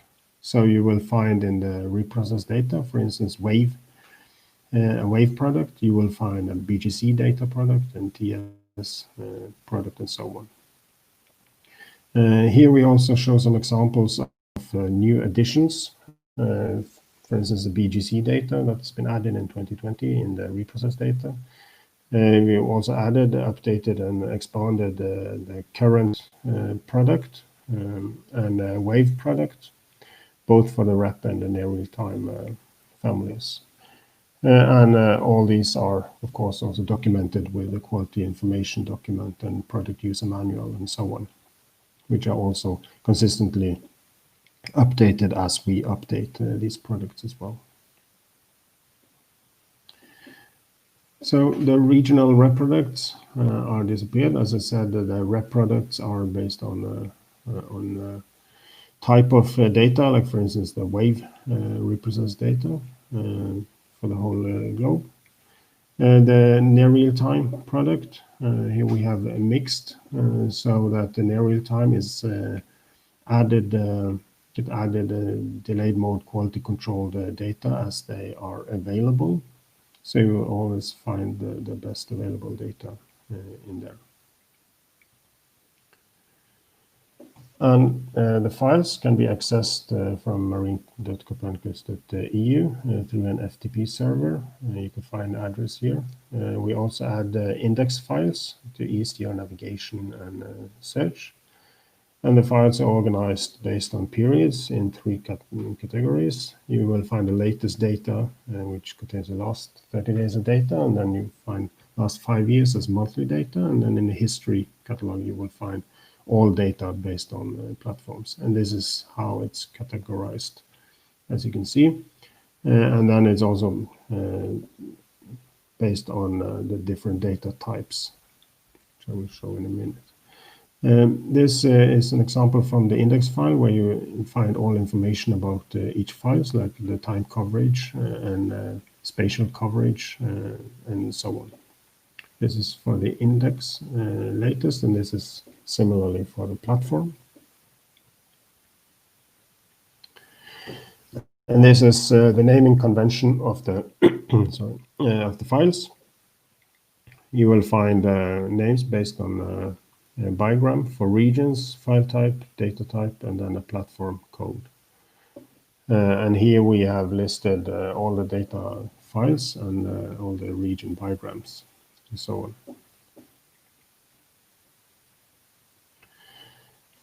As I said, we are constantly improving and expanding our products. So here we have listed some of the most important and recent changes. The main message here is that all changes made and all improvements made are well documented. So keep looking into the documentation that's provided online to find the information about the current product that you find online. Also mentioning here that names are going to change, but again, please check the documentation to stay updated on these matters. Then a few words about the current improvements that we are working on. We are currently working on updating the NetCDF format and the NetCDF format manual. And here we also list the documentation where you will find all the updates that we make in the system requirement document, product user manual, and quality control procedures. You will also find some useful code here. We have some key performance indicators that we keep improving as well. And here we monitor, for instance, the delays in the products, a number of platforms, and that we cover the data quality and data providers and so on. And then we have a dashboard. It's a bit hard to see the address here, but it's marineinsitu.eu/dashboard. Here you can explore what data is available and look into what kind of data, which platforms are present, and so on. So I'm sorry I have to go a bit, I have to rush a bit here, a bit short of time, but please go back and look into this afterwards if you want the details. My last slide. As I've said several times already, Copernicus In-Situ Tech, it never stops. It keeps evolving, keeps improving. The data quality is improving and so on. The main message here, I would say, is what's written in red here, feedback to providers. Copernicus, and certainly also the In-Situ Tech, is not a monologue, it's a dialogue. So we want your feedback from you as users, because this is a user-driven initiative and infrastructure. So please provide us your feedback and we will take it into consideration. So with that, I thank you and I hand over the floor to Path. Thank you, Vidar. Well, I'm going to introduce you the material you are going to find dedicated to the in-situ observations. And in the end, it's a set of Python notebooks, but I have also provided a set of videos so that you are guided through the notebooks properly. There is one video per notebook, but I have also added another one, which I think is very interesting for you to have a look to, because I introduce some useful concepts about the products and some useful online tools for you to use. So please have a look also to this other video. In the notebooks, I have prepared two notebooks focusing the first one on discovering the content of the product in terms of platforms, parameters, providers, and so on. So you can really evaluate if the product is suitable for your needs or not, and decide to continue with the other notebooks or not. And then I have provided another where I show you how to perform some subsetting over the product. So please have a look to this one. In particular, it's useful for you to download only the files coming from a certain type of platform, covering a certain type of range, containing a certain parameter, and so on. And then the three final notebooks focus on reading and plotting the data coming from these three types of platforms. In this case, the moorings, profilers, and the HF radars. So just have a look at it and you will see what Vidar just told you, that no matter the platform, the format is the same, so you can work the same with any of the data that you can find in the in-situ products. In here, I just provided some snapshots of the plots that we are going to develop in the notebooks. And I also provide some useful videos introducing the platforms. In case you are not familiar with what is a mooring or a profiler or HF radar, you are going to find a dedicated video also on that. And that's all.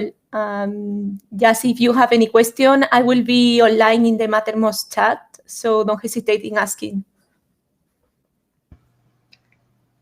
Thank you, Paz, and thank you, Vidar, for this presentation. We have a few questions. So, sorry, just to this was the previous one. So maybe this one about the coverage along the Northern Sea routes and any plans to improve this coverage. Yes, well, Vidar, I don't know if you have an answer to this. I just provided the link to the dashboard, and this person has checked the Northern Sea route, and there is no much information around. So this is why he's asking if we are expecting to integrate some new observations around the area, or. Yeah, I don't have very much to add, but as I said, this is a user-driven initiative. We want your feedback, so we can look into that.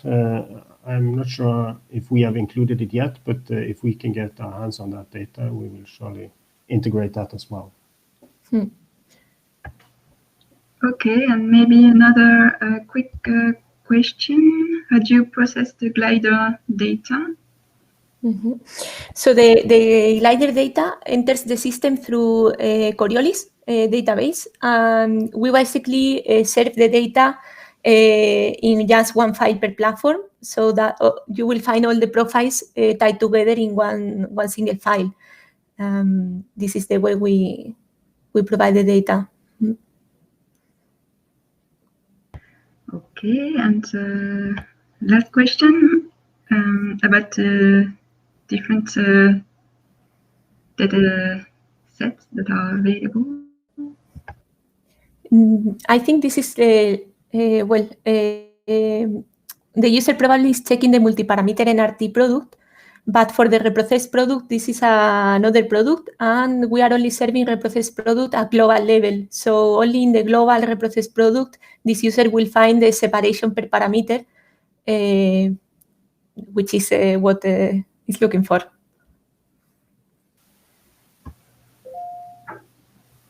Okay, thank you. So I think we don't have any other question here. So thank you very much to both of you for this very nice introduction to the In-Situ products. And the next presentation will be about the sea ice observation products by Cécilia Vetre. So let Vincent put the presentation. Hi, Cecilia. So Cecilia comes from Met, Norway, and I leave you the floor. Yep. Everything okay. Thank you. Okay, so I'll present the products that we have in our repertoire in the sea ice TAC. So these are satellite observations. So just a quick overview of what we do and what we provide. Obviously, we provide an extensive insight into the state of the Arctic. We have cutting-edge research, which is then made into products and operationalized through CMAMS.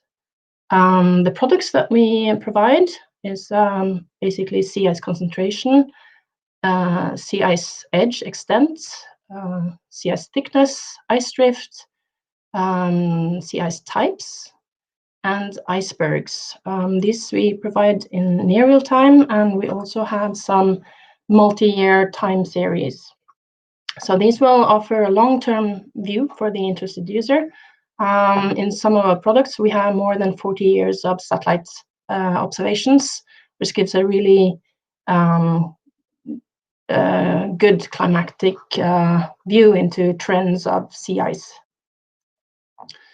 So if we look at the areas of benefits, both near real time and reprocessed, we cover what we call the global ocean, but we also have more zoomed in views of the Arctic Ocean, the Baltic Sea, which is a very interesting area, and also the Antarctic Ocean.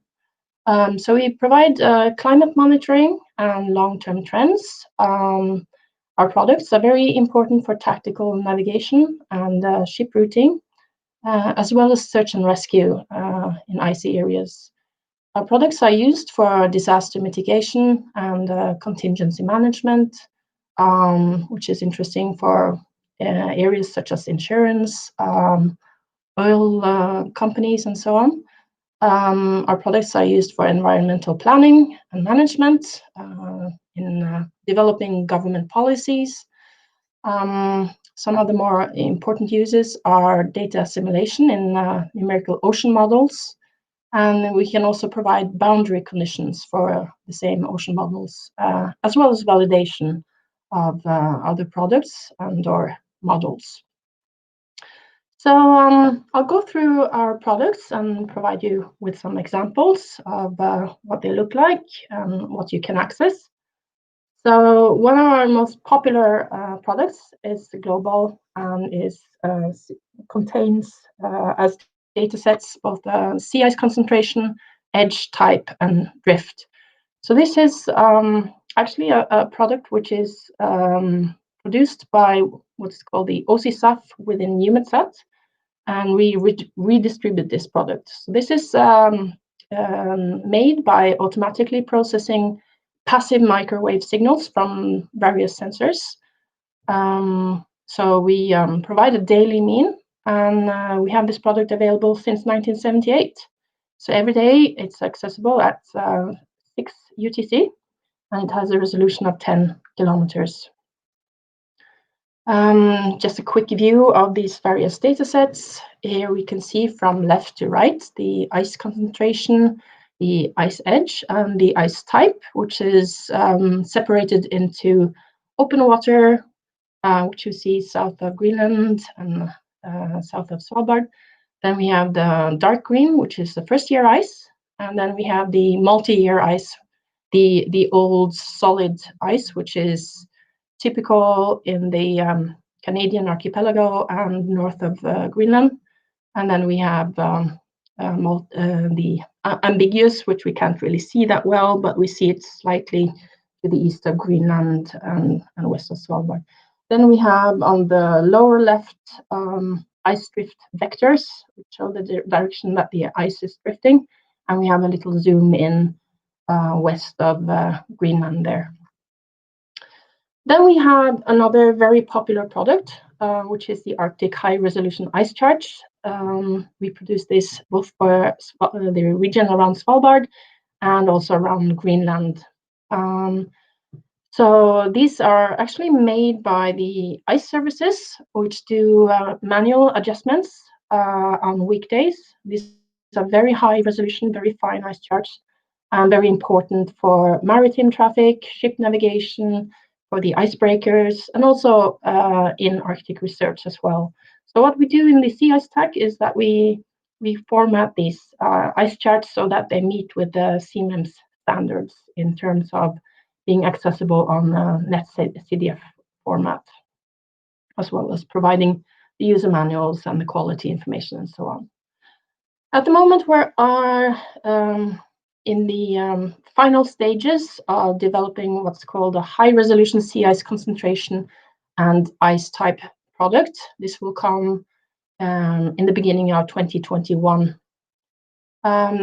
This is automatized type of ice charts. It's not as high resolution as the ones that are manually adjusted by the ice services, but it has a high resolution of 1 kilometer and is particularly useful for assimilation in ocean models. So what we mean by multi-sensor is that we get data both from passive microwave and a synthetic aperture radar, the SAR, which is on board the Sentinel-1 satellite. So with putting together this data, we get a very good high-resolution quality product, which is a combined work of Met Norway and the Nansen Center of Norway. Then also being introduced now is a sort of less processed, more immediate type of product from Sentinel-1. These are Sigma notes. So these are images taken by Sentinel-1, calibrated to what we call Sigma note. This is a product that is based on the backscattering when you send a radar signal and it gets reflected from an uneven surface. So this is very good for detecting, amongst other things, sea ice. So it's calibrated and it's thermal noise corrected. And this is what forms the basis for the automatic ice type classification. So it's polarized in two ways. It's what we call HH and HV. And you'll be able to find more information about this in the product user manual. So as I said, it forms the basis for the automatic ice type classification. So going from left to right, you start with the original Sentinel-1 image. Here it is in HV polarization. So what you do is you remove the thermal noise, scalping noise and texture noise. Then you go on with the denoised sentinel image and you do the automatic classification, which allows the classification of 5 types of ice, which is open water, NELAS, young ice, first-year ice, and multi-year ice. And here we see a comparison with manual ice chart from the National Ice Services. We have products for the Baltic Sea. Very much of transportation goes by sea towards Finland, so it's very important to know how it is to navigate the waters towards Finnish coast. So here again, we have a product based on the FMI ice charts. So we get an ice concentration grid with a 1 kilometer resolution. We also get ice thickness, and both of these are daily. Then we also have introduced quite recently automatic products, which are based on C-band SAR imagery. So these are about 0.5 kilometers, so around 500 meters of resolution. So we have ice thickness, ice concentration, and ice drift for this. So we see some 6 little image examples there. This season, or the previous season, there was not very much ice, so this is not probably from last year. Right, okay, and then we have temperature, sea surface and ice surface temperature. So as we know, the Arctic marine environment is undergoing a transition from the thick, very old ice to younger first-year sea ice cover, which also means that the melt season is longer. So this product is very important for ongoing the changes in the Arctic. So it contains a daily field with a 0.05 degrees resolution, and this covers the surface temperatures in both the ocean, sea ice, and the marginal ice zone.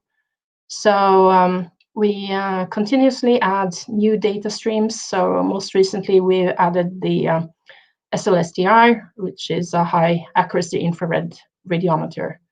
We will quite soon, in a few months, also have this available as a reanalyzed multi-year time series. So that's a huge benefit when you want to monitor the climatic trends.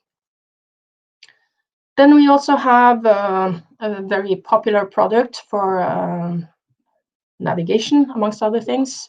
So we have Iceberg Detection around Greenland. So first of all, we have the iceberg concentration datasets, which are based on high-resolution SAR data from Sentinel-1. So this is more or less the probability of encountering icebergs within the 10 by 10 kilometer grid cell. The product also contains iceberg climatology, which is the statistics for the icebergs. And this is based on 2 different SAR swath modes, the extra wide swath mode and the interferometric wide swath mode. A few months ago, we introduced what we call point-based iceberg observations, where you get actually individual positions for the detected icebergs. These are also derived from both EW and IW imagery, as I mentioned above. So you also have information on iceberg size and detection uncertainty for each iceberg. And in order to be able to introduce this point-based type of observation, we actually had to introduce a new type of file format within CMEMS. So this is provided on a shape file format, so not the typical NetCDF format. So with this vectorized type of format, you manage to get this very precise position information. Then we have the global ocean high resolution sea ice drift, which we see an example of on the image. This is a global product derived from 100-meter resolution image data, which is then provided on a regular 10 by 10 kilometer grid. So this product also contains data sets for deformation products, which such as divergence, vorticity, and shear. So you'll see information on when ice piles up or drifts away from other ice. And this is one of our better validated products. It's typically quite challenging to validate sea ice products because of the difficult conditions. But here we have positions from in-situ drifters. So these have GPS equipment on ice tether profilers. So what we see on the image is the green arrows are the ice drift observed by Sentinel-1 SAR. And then you have red arrows, maybe not so visible, is the drift computed by a model. Here we were supposed to have an animation. We were not able to show it, but it's quite fascinating actually because it shows an opening north of Greenland of this old ice. But we'll skip that because of time restrictions. We have a reprocessed sea ice drift product. This is provided by Ifremer. So it uses scatterometers to provide the sea ice drift. These observations are available since 1992. So that's also interesting for climate studies, amongst other things. And then also, quite recently, we are able to provide near real-time sea ice thickness. And this is based on merging data from Cryosat-2 and SMOS, two different satellites. So we provide a weekly sea ice thickness map of the Arctic, and it's only produced in the winter months between October and April. I have to mention that this product is developed at the Alfred Wegener Institute in Germany, and they are the ones who have helped develop the algorithms and software for this.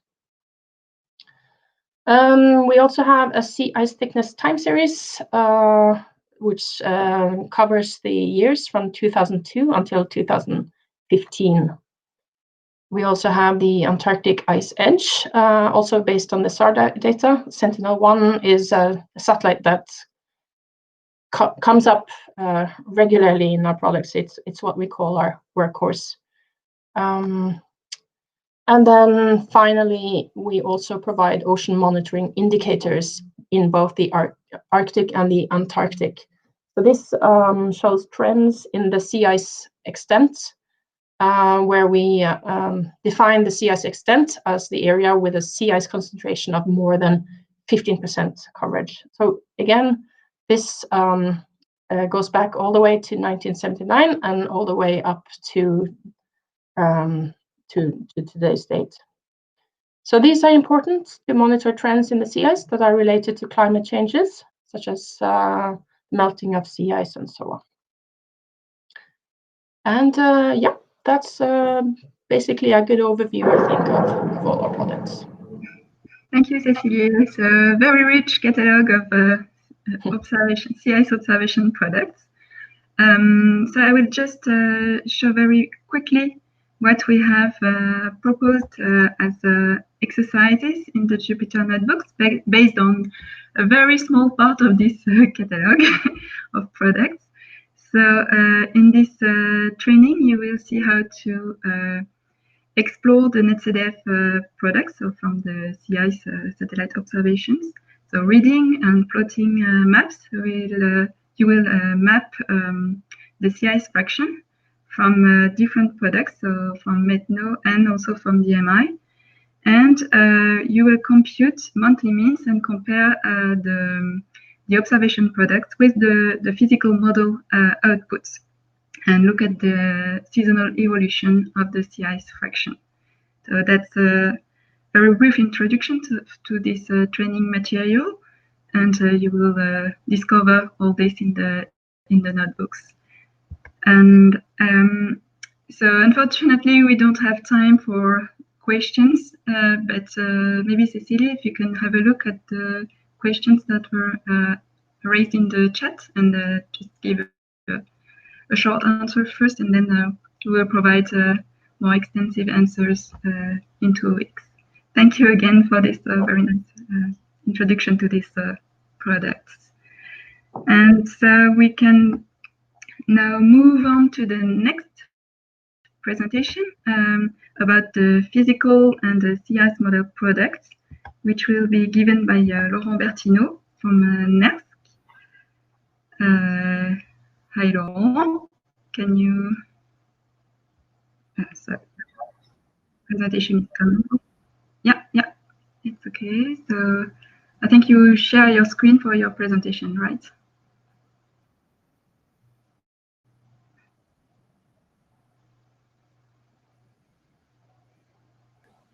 And share the application PowerPoint. And yes, if you great. can see it full screen now. Yeah. Yes, fine. So so please try to keep to the 10-12 minutes so we have time for the questions. I'll do my best. So I'm Laurent Bertineau from the Nansen Center, and I will tell you about the physical modeling products of the Arctic MFC. So the CMAMS is a sort of one-stop shop for providing several modeling types in the same place, in the same data portal. So you have ocean sea ice that I will present today, and later Annette will say a word about the biogeochemistry models, and then Ivan will say a few words about waves. And what you see that we try to make these models say as consistent as possible between each other, so that here, for example, the ice edge will be consistent with the position of these silicates and with the end of the waves. So when it comes to ocean models, we are mostly using an ocean model that is called HICOM. It is using generalized hybrid vertical coordinates, and these coordinates are following density lines in the interior of the ocean, and they revert to fixed Z levels at the surface. And to make your life easier, we have decided not to provide, say, density layers in the output, because then the position of the layers would change at every time step, and that will make it very complicated to use. So we have instead interpolated the model results on say a set of standard depth. So the HICOM model is coupled to a sea ice model. It's using the elastic viscous plastic rheology based on size. And I will show you what we obtained from that. There's another sea ice model that is more recent. It's called the NextSim model, and it's using Lagrangian coordinates. So the cells of the model are moving with the displacement, they are deforming with the deformations of sea ice. And again, to avoid the complication of having output that is moving in time, these data are also interpolated on a regular square grid. And the next thing is using more model rheology, and that's I will say a few words a bit later. For now, it is the Maxwell elastic brittle rheology, and on the 15th of December, it will upgrade to a rheology called Brittle Bingham Maxwell, BBM. Now, we have as many as 4 physical products in the catalog. So we have the forecast that were there for, say, a very long time, physical 01A, and the associated reanalysis 02003, and that's the topaz system at 12 kilometers resolution. And it's using the ensemble canal filter, which means that it assimilates 6 different types of data, say ocean sea level anomalies, the ocean surface temperatures, the profiles, as you've seen earlier, and sea ice concentration, sea ice thickness, sea ice drift as well. Now, the NextSim model is the product called 002011, and that one does not use an ensemble canal filter. It uses a simple nudging to the sea ice concentration. And there's as well, also new from this year, a tidal system. It's also based on HICOM. It's using tides as input and storm surges, and it's called 002015. And these two, NextSim and the tidal product, don't have yet a reanalysis product associated. So the vertical levels are interpolated to 12 levels for the topaz forecast and reanalysis. This is going to be upgraded because we've had many messages that 12 not enough. And the ice is obviously a surface product, and the tide product is a surface product. Even though the model is 3D, we only provide the surface. Then the data set that are put out, they have different frequencies. So the Topaz 4 has a daily three-dimensional output and hourly output for the surface, while the reanalysis, which is a much longer time series, has a monthly 3D output and daily surface product. The Nexim product has hourly output, and the tidal product has a 15 minutes output at the surface, which explains why we only provide the surface data. Then the variables provided for this Topaz output are all the ocean variables, so temperature, salinities, currents, and sea ice variables. And the Nexim provides only sea ice variables, so concentration, thickness, drift, and snow depth. And the tidal product has only sea level and surface currents. Then the use of ensembles, so that's a part in which the Topaz system, since it's using an ensemble for the assimilation with 100 members, provides 10 members forecast, but only the mean of the 10 members is provided through CMAPs. Nexim and the tidal product are both deterministic, only one member. And the resolution, so it's it's coarser in the Topaz system output, 12 kilometers so far, both in real-time and reanalysis. Nexim and the tidal product have higher resolution with 3 kilometers. So we're going to look now at the comparison between the ice you obtained from Topaz and the ice you obtained from Nexim.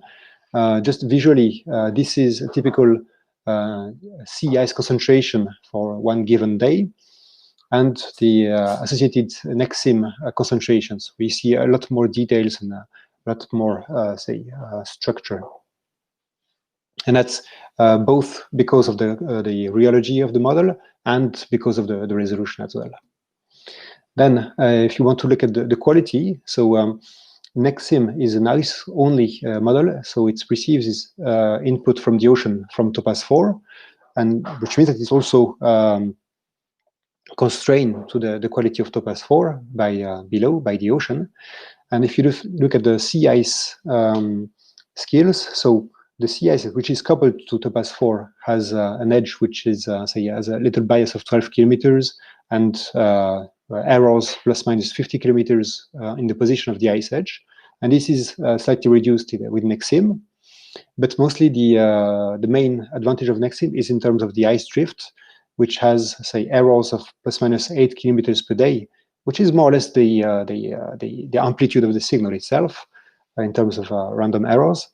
And the Nexim ice drift is roughly twice more accurate than the one you have from Topaz. So if you want to use ice drift, I would strongly recommend that you use Nexim. And also if you want to use the forecast of the ice concentrations. Then the tidal system has been validated against tide gauges, and so that you see the positions of areas where there has been the measurements, and you see that there's reasonable amplitude and phase error in tides. That's all figures that I've extracted from the QUID document from the web page, and you also see the co-tidal chart with the position of the amphidromes as the crossing points. Then, as a summary, so that's basically the same information as you've seen in previous slides, but in a table. So you will have some level of redundancy between these different models because you obtain sea surface heights from Topaz 4 and from Topaz 6, the tidal system. But if you are interested in tides, then, well, Topaz 4 does not have tides, so you have to use Topaz 6. And as well, because of the horizontal resolution, the coastline will be much better presented in the 3-kilometer products than in the 12-kilometer products. So the plans, we are now improving on the forecast by the assimilation of the CS2 SMOS, the merged ice thickness product that Cecilia has shown before. That's been assimilated already since early November. mentioned the new radiology for NextSim, and the reanalysis has been upgraded with a higher vertical resolution in the model, but also vertical resolution improved in the output. So instead of interpolated to 12 standard levels, we interpolate to 40 vertical levels. So initially, the reanalysis will be updated for the first 14 years, and we will include more years later in the 4th of May upgrade. So then we have another upgrade which has been in preparation for a long time, which is a 6 kilometer resolution of the Topaz 5 configuration. So it is the complete 3-dimensional model at double the resolution, but with also lateral boundary conditions from the global system. It will have the, say, 50 hybrid layers, but that will be 40 output levels, and improved rivers and other inputs, and an improved sea ice model with a later version of the size model. Then the NextSim system will as well is planned to include the CS2 SMOS ice thickness in real time, and the domain will be extended to include the Canadian archipelago, but that will be for later in 2021. So it will be after the change of contract. Then for the remark about the output grid, all the products are using the same polar osteographic grid as output. It's not the same grid as the SSMI or the say the ice concentration products that you've seen from presented by Cecilia. So ask you to pay attention to that. The projection includes the POJ4 parameters in the metadata. So you should check for these parameters. Then there's different formats. The older products like the Topaz 4 forecasted reanalysis are still provided in NetCDF3 format, but all the new products, so including the products that have come out this year, will be in NetCDF4. And I have one word of caution: if you are using vectors from these products, they are given with X and Y directions on the polar osteographic grid.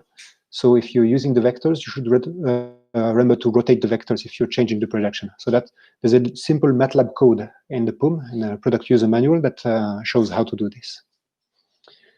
And these are the two grids, so the Topaz 4 grid and the restricted Topaz 6 grid with a smaller domain to avoid white spaces. So the usage is, the intention is to serve all possible uses. So you have researchers using the system, and we are using the system to plan for new remote sensing observations, to do impact studies. There's naval information systems taking the output to their own GIS. There's inputs between models to models, and input to oil spills and fish larvae. But these applications are rather far from the coast, because there are coastal national products that have much finer resolution close to the coast. And yes, you've seen the other uses by Lasse Ravenstein before. And when people want to use downscaling to the coast, to coastal models, I would not recommend to use the say interpolated levels, but to take contact with us so that we can tailor made say a vertical interpolation that suits a given downscaling model. And that was it for me. I can give you back the hand. Thank you, Laurent. So did you stop sharing your screen? I think I did. Okay, fine, thank you. So also, if you can just put the slides to show the training materials, thank you. So again, just a quick words about what we propose in this training material. So you will, again, you will learn how to handle the NetCDF products from the physical model. So reading, plotting the data, and mapping various parameters such as the temperature, the sea ice friction, the sea ice thickness, and you will analyze the evolution of these parameters over almost 20, more than 20 years. So you will map the data, you will see how to plot vertical profiles of different parameters such as temperature, salinity, and also a punctual time series of the parameters. So, for example, the sea ice thickness and the sea ice temperature. So again, you will find all this in the Jupyter notebooks. And maybe we have a quick question for you, Laurent. No, this is not the good one. Sorry, just to make sure. I think you already answered this question in your table. I was about to do that, but it's quickly, the HICOM is the name of the model code. So it's what we have inside Topaz, and when we add all of the simulation and all our own configuration, and then we call it Topaz to distinguish them. Thanks. Okay. And maybe another quick one.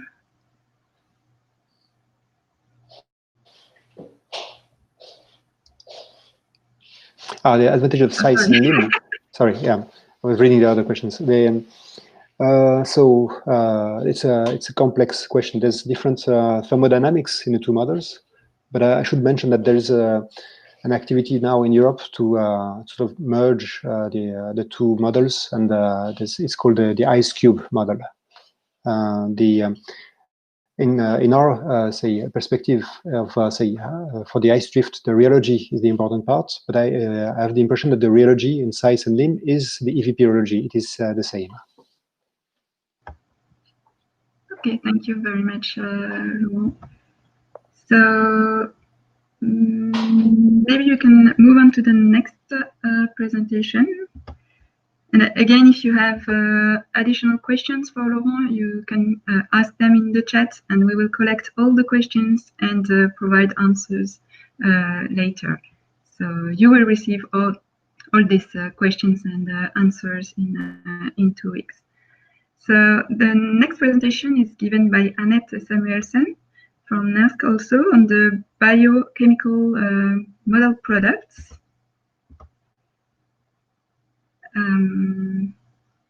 So just remove this, and Annette, are you here?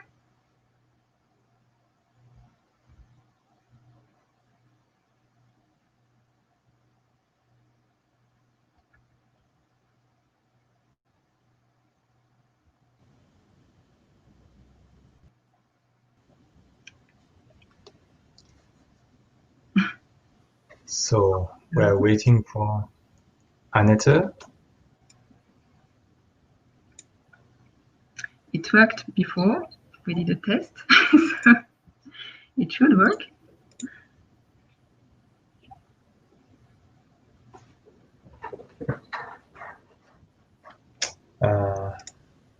Okay. If no, it's a market. Do we have perhaps if Oyvind is available, we can switch we the can presentations. Switch. No, I see that Annette's microphone was working. I don't know.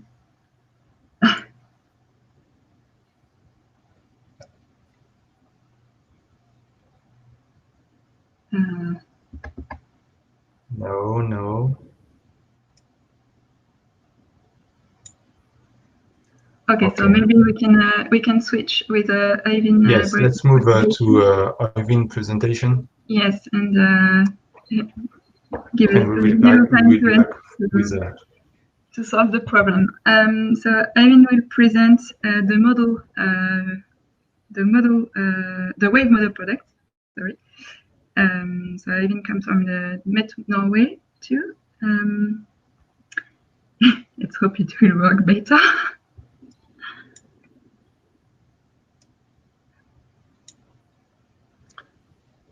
Are you with us, Oyvind?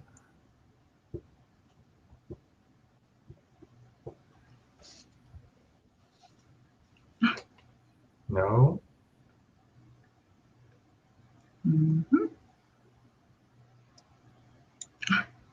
Sorry for that. Everything worked perfectly until now. Yes. Okay. Arvin, you are connected. Can you open your camera and microphone? Yes. Good to see you. Good to see you as well. It took a little while before I understood I had to go back out to allow my computer access to camera and microphone. Hopefully you can see me now. Yes, perfectly. Happy to be here. It's been very interesting. To start my presentation, I guess I can just choose from my slides that you've lined up here, right?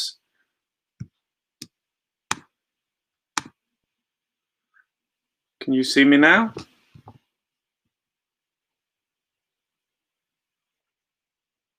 Okay, thank you. So my presentation will be of the wave forecast system for the Arctic component of CMAMS. The wave model products consist of two different products. It's the operational wave forecast model, which is currently shown on this slide. The domain, as you can see, is quite large. It covers the total extent of the Arctic Ocean, as well as the Norwegian Sea and a good chunk of the North Atlantic. It actually has a resolution of 3 kilometers, but it's delivered at 4 kilometer resolution for the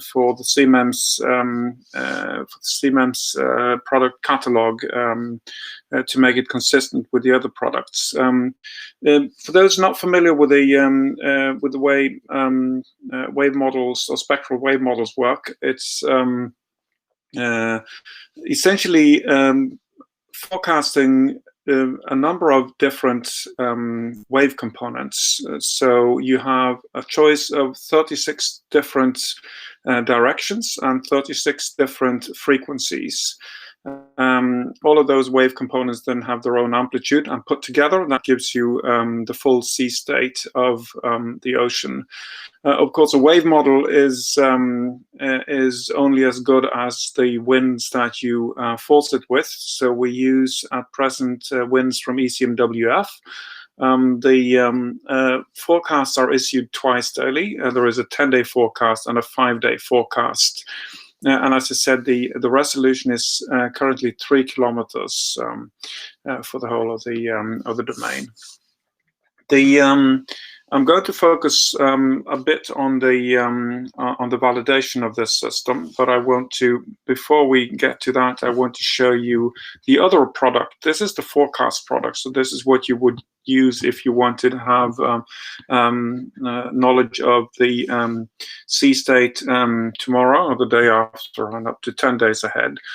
But for a lot of purposes, the historical wave climate is also important, and in fact it's extremely important for all sorts of planning for offshore activities.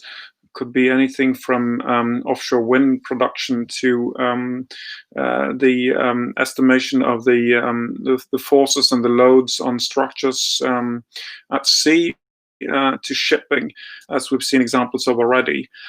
So what we also deliver through the CMAMS product catalog is what is known as the multi-year hindcast product. And a hindcast here means that you essentially run a forecast model, but for a historical period, not for the future. And by doing so, you generate a climate archive.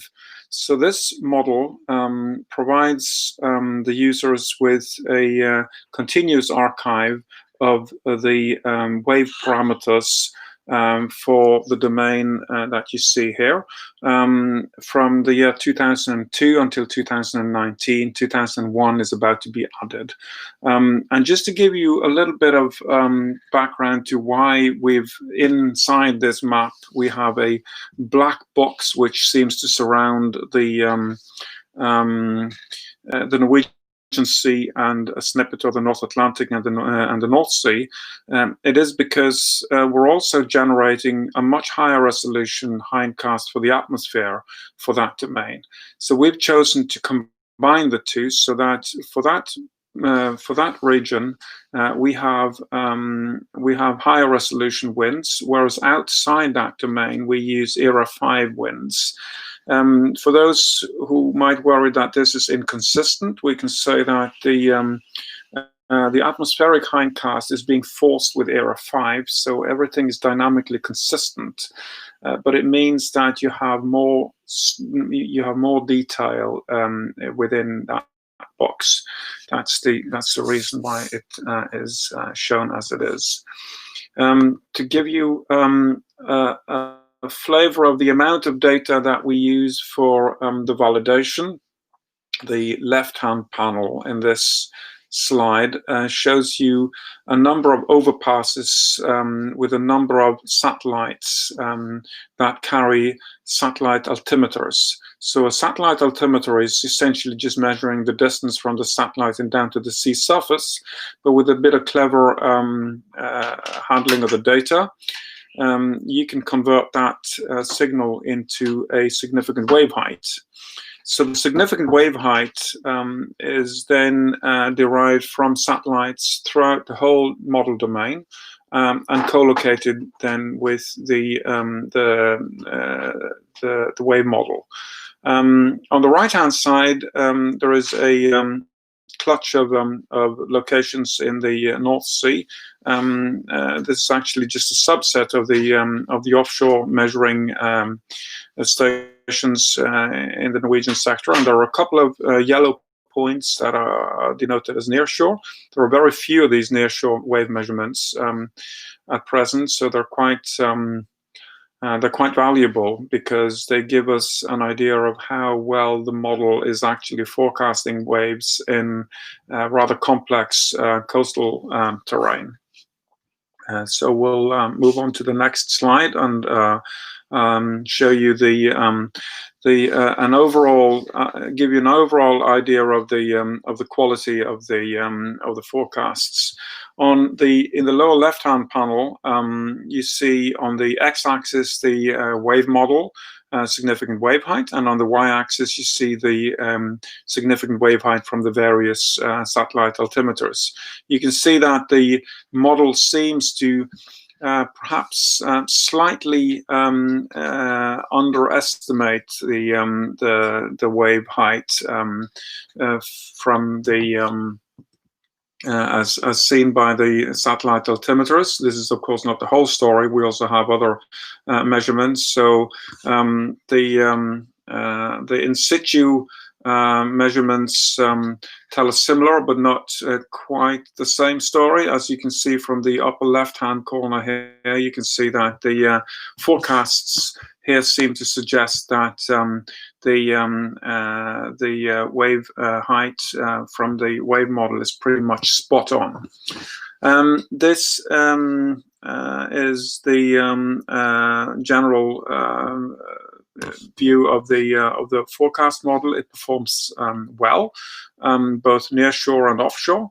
I don't think I'll spend much more time on that, but I will briefly tell you about the performance of the hindcast product. So in other words, how good is this historical product if you want to use that for any kind of assessment of the wave climate. And again, we use satellite coverage. In this case, the left-hand panel here shows you what seems to be a continuous red map. That is because when you collect satellite measurements from a large time period, obviously they fill out all the cracks in this domain. So there is a lot more data to compare against. And again, the performance is good. You can see here from the left-hand panel the performance against satellite altimeters. On the right-hand panel, you see the performance against offshore platforms. In both cases, the performance is good. The correlation is generally very high. It's about 0.97, which in fact is quite common for wave models, because again, if the winds are good, then we tend to correlate very well with reality. So we also need to be looking at other quantities like the RMS and the bias. And as you can see, the bias is pretty small on these estimates. I would like to, if time permits, share my screen and give you just a quick, just a flavor of the kind of science that goes into this generation of wave models.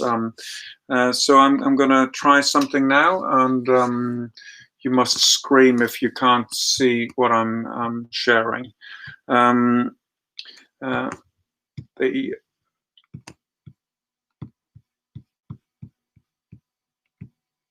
Let me know if you can see this.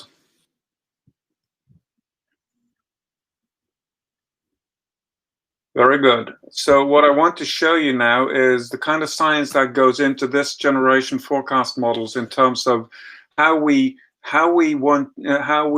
take this forecast model and include wave attenuation into the sea ice, and how we perform field work to assess the performance of the model. So this is from a cruise 2 years ago, which was mentioned already, with the Crown Prince Haakon ice reinforced research vessel. The point of this is that we've put wave measuring devices on the ice, so we can measure the motion of the ice up and down mostly, and with those we can you can see in this case we've put them on a floe. We've also put them inside the fast ice, and with a range of these wave measuring devices, we can see how the waves are being attenuated as they start to penetrate into the ice. This figure shows you in a very preliminary way how, if you see the left-hand panel, the four dots, these indicate the location of four of these buoys. On the right-hand side, you can see how the significant wave height varies from the red one, which is furthest into the sea ice, to the blue one, which is almost in open water. And you can see how the significant wave height is attenuated into the sea ice as the storm passes by. It's actually not a full storm, it's more of a gale wind event. But anyway, the point here is that wave measurements in ice are very sparse. There are very few of these measurements, and we use what we have for the assessment of how the model actually performs. So this is work in progress, and we currently have an implementation of wave attenuation in the sea ice. The other thing that we do include is sorry, this is in the wrong direction. If you will bear with me a second, I wanted to show you the impact of currents on waves. The impact of currents on ice is generally weak. This shows you a difference plot where the difference indicates that typically the difference will be on the order of maybe 20 to 30 centimeters. But locally, the difference can be extremely strong. So if we zoom in this case, I'm just giving an example from one of the strongest tidal currents along the coast of Norway, just to give you a flavor of how strong the impact of currents on waves can be. And for this area, which is called the Muskströmen, we see that the wave height with currents given in significant wave heights, and the same wave model run without currents, this one is very strong. And you can see here from the difference plot that the difference is on the order of more than 2 meters locally. So clearly, the inclusion of currents is something which is important, even if we generally see that the impact is very small. I think that's enough for me. That's given you a flavor of the products. It's also given you a flavor of the kind of science that needs to go into making sure that this product is kept up to date and continuously updated. So I'll just move to my conclusions. And in summary, the forecast is running on a 3-kilometer grid twice daily. The hindcast is also on a 3-kilometer grid. It's been validated for a period of 1 year and is found to perform well. This code takes into account and various things, and I've specifically mentioned the current refraction and the attenuation of waves in ice. Thank you. Thank you very much, Irvin. Yes, so you stop sharing your screen. It's good. So now, Vincent, if you can just put the slide that present the training material. Okay, we'll just move to it. Yep. Again, here you will have the opportunity to handle the wave model products that Irvin just presented. So explore the NetCDF products and plotting the data. In this case, you will look at the significant wave height and the wave directions during a storm event. And you will also learn how to create a GIF animation to see how the waves, or the significant wave height increases in the region during the event. And then you will see also how to plot punctual wave roses and time series in different regions, some regions in sea ice-free waters, and also regions with the presence of sea ice, and you will see how the waves, the evolution of the waves over the year in the presence or in the absence of sea ice. So that's it for the waves products. I don't see any question for Irvin, but maybe if you still have questions, you can ask them in the chat, and we can move on to the. Sorry, I see one question. It was not in the question and answer mode, so that's why I could not see it. So I will try to do it. Let's see.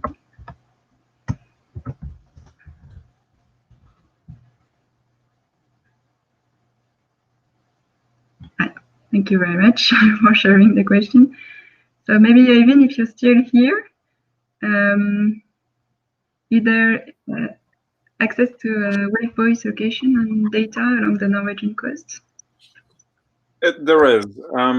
I will try and provide you with the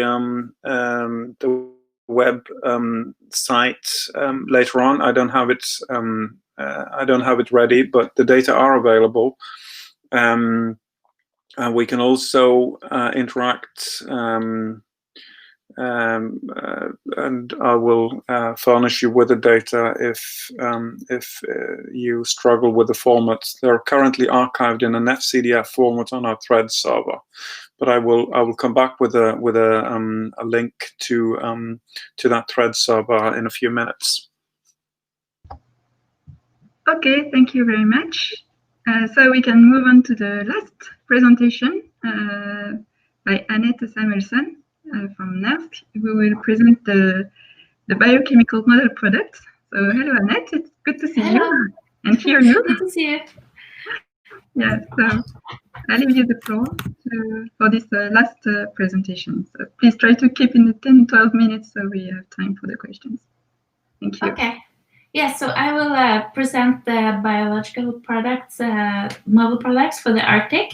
And since Laura already presented before me, I can probably skip a few things which are common between the two models, because we do rely on the physical model presented when the TOPAZ system.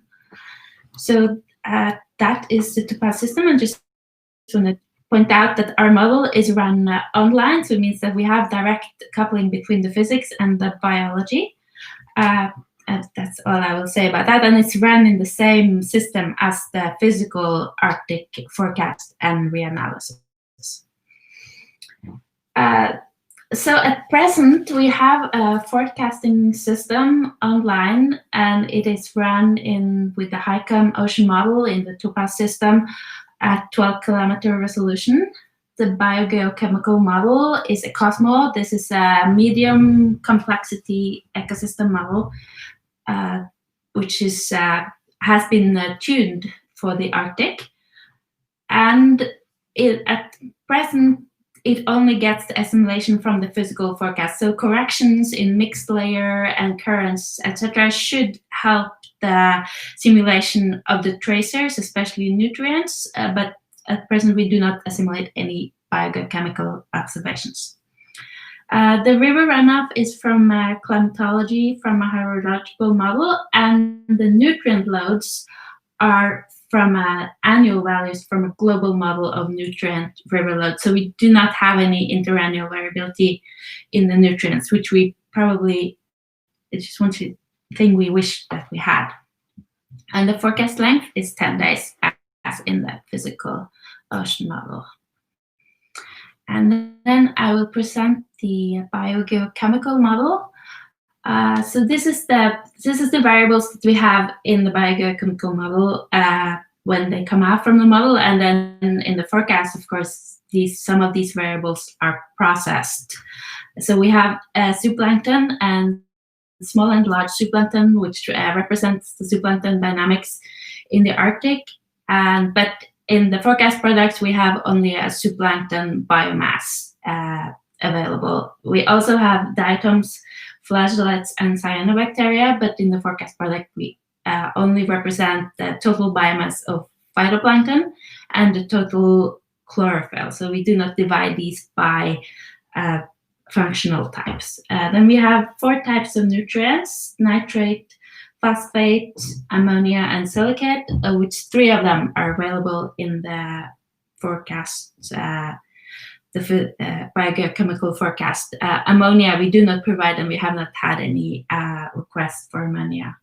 And we have detritus and dissolved organic matter, which is dead organic matter floating in the water column, and once that's exported to the sea level. We also have some sediment dynamics included in the model.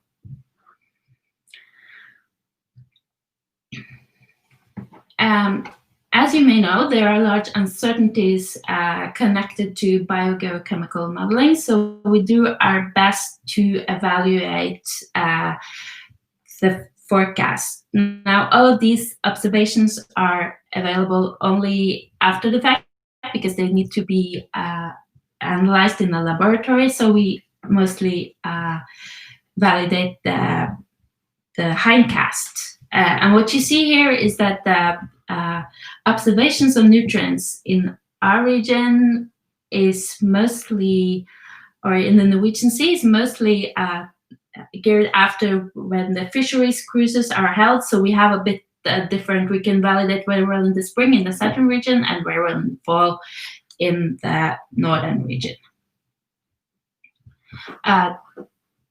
Because we don't have a lot of in-situ observations when it comes to biogeochemistry, we supplement this with the validation against climatologies.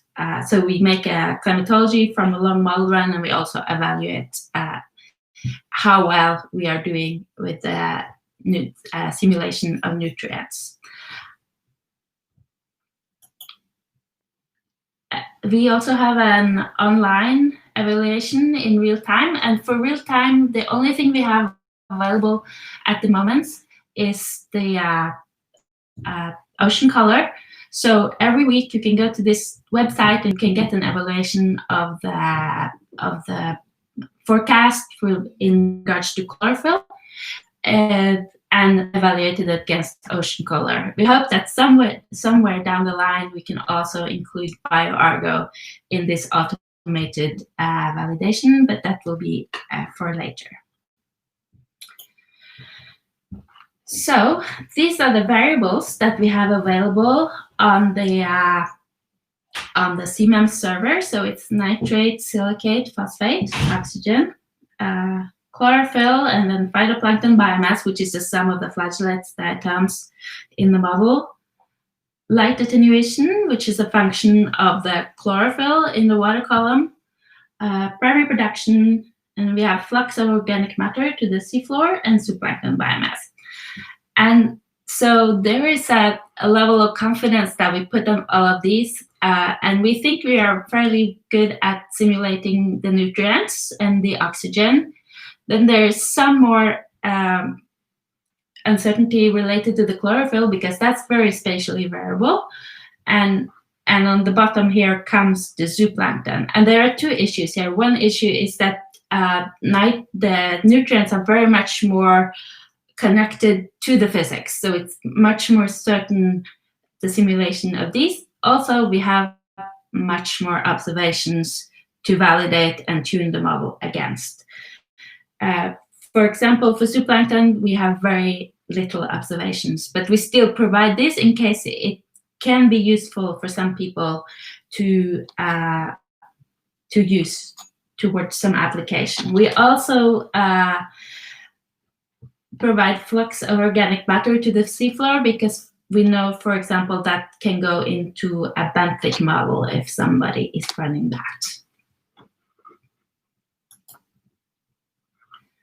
And then we are planning to do some upgrades to the forecasting system. So for 2021, the resolution will be upgraded to 6 kilometers, and we still use the Ecosmo model. One difference is that now we actually allow light to come through the ice, and that will probably give a better representation of the spring bloom in the Arctic. And the other thing is that the model will now be nested into the global operational model. So we will have hopefully better boundary conditions than what we had before, which was the climatology. We have real-time runoff this time, but we still rely on this annual global value for the river runoff of nutrients. But we did include the nutrient deposition from the atmosphere.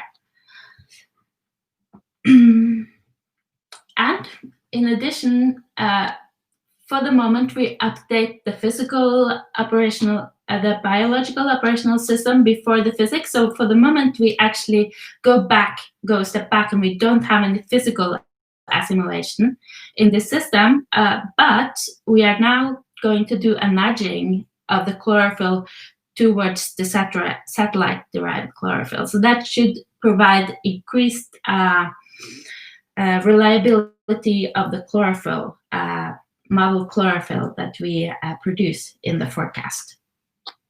And the forecast will now also include carbon chemistry, so PCO2, alkalinity, pH, and the partial pressure of, PCO2 is partial pressure of carbon in the water column. And still the forecast length is 10 days.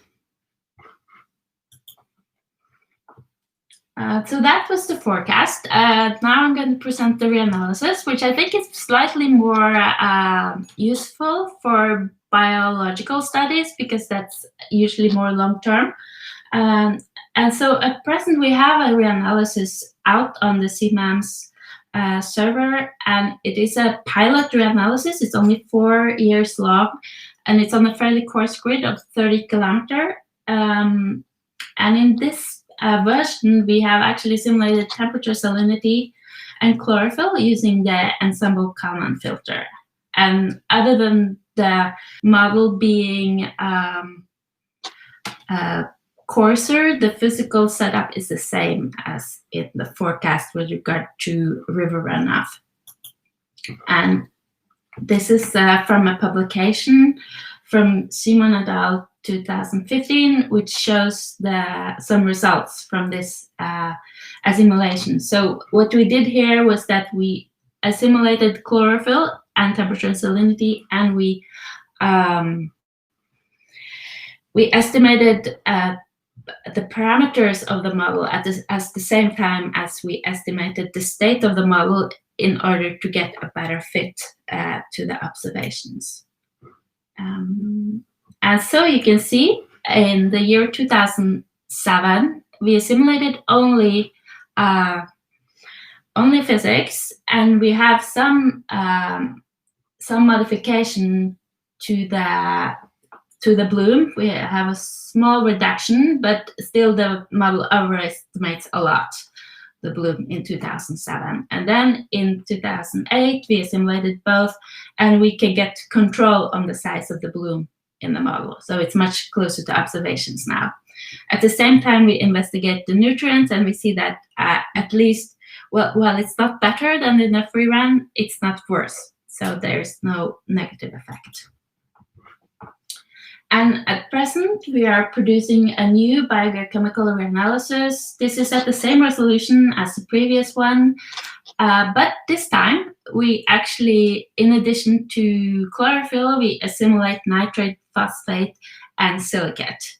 But for the moment, we do not assimilate temperature and salinity, since we saw that did not give a huge benefit yet. We also use a new assimilation method, which is the ensemble Kalman filter, plus another smoothing step, which has shown to be working quite well with biogeochemical models. We also estimate parameters in this simulation, but we have given them less degree of freedom than previously. And so this is currently running. I think it's being produced at the moment, but we can see here. So in the free run, we have a big delay in the bloom, but when we assimilate chlorophyll, we can get much closer results to the observation. So that's very good. We know that we don't have an enormous amount of nutrient observations available, but we can see still in this in the smoother run that we have results also here much closer to the observations. So the bias that we have in the nutrients has also been improved, and that should also down the line improve the primary production. So I think that's it for me. I hope that was fast enough. Yes, thank you very much, Annette. Quite nice. So again, I still have one slide about the training material associated with these products. And so again, you will have the opportunity to explore the NetCDF files from the biochemical model, looking at various parameters. So the chlorophyll, the oxygen, and so on. So, and you will have the possibility to map the data, and also to combine this information with the sea ice cover coming from the physical model. And you will see also how to plot punctual time series of the different parameters and analyze this information over the time at different points.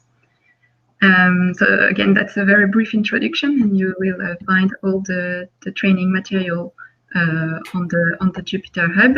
And I think that, well, we don't have any question. And again, if you have questions for Annette about the biochemical model, you can still ask in the chat, because we have another session this afternoon. So if you are still here, you can still ask questions, and also in the chat platform dedicated to the notebooks. So thank you very much, Annette, and I leave the floor to Fabrice, who will introduce Thank you, Annette. Okay, thanks. The session, the Kepler session that will happen this afternoon. Yes, it was a huge session this morning, and this workshop will continue this afternoon with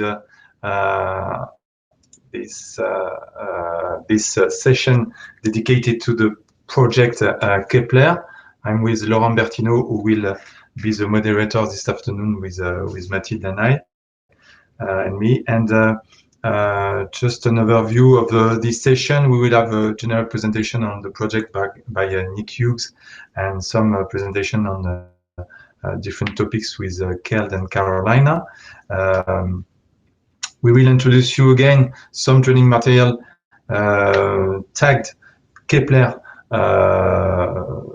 among the training material we already presented this morning. And during this live survey slot, we will have discussion and a live survey in order to design what could be the next training workshop dedicated on the Arctic Ocean. Laurent, are you connected? Are you with us?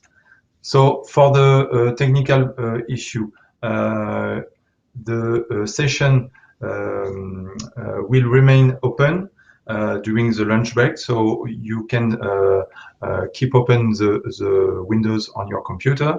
We will change just the mode of the platform, and or you can relog at 2 o'clock this afternoon, or a quarter to 2 to have the short demonstration about the Jupyter notebooks and how to access the practical session.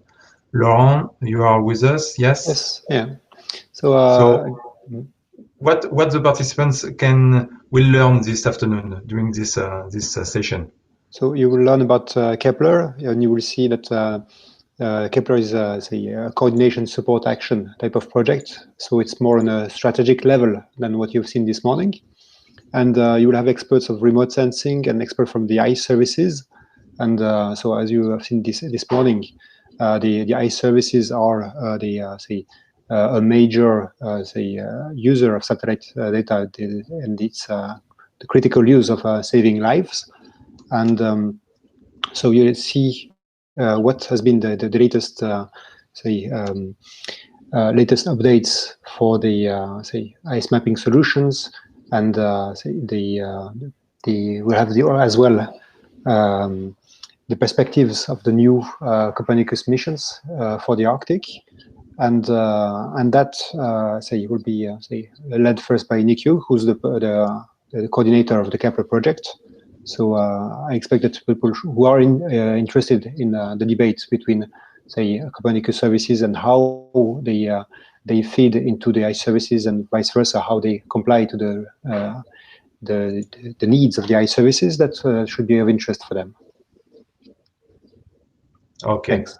So stay tuned, and see you this afternoon with Laurent, Nick, Keld, and Carolina, and Mathilde and Vincent. I wish you a pleasant lunch break, and see you this afternoon. Thank you to all the speakers and Mathilde for this session this morning. Yes, thank you very much to all of you for taking part to this training as attendees or as presenters. It was a very rich training workshop. And I hope we will see you all in 2 weeks for the debriefing session and the questions and answers on the products and the training material. So stay connected. Yeah. And stay connected for this afternoon session on Kepler. And during the lunch break, you have this live survey. You can answer. Take time to answer this survey. It will help us to improve our next workshops and next level of service. Thank you very much, and see you this afternoon at 2. Sorry, not 10. 2.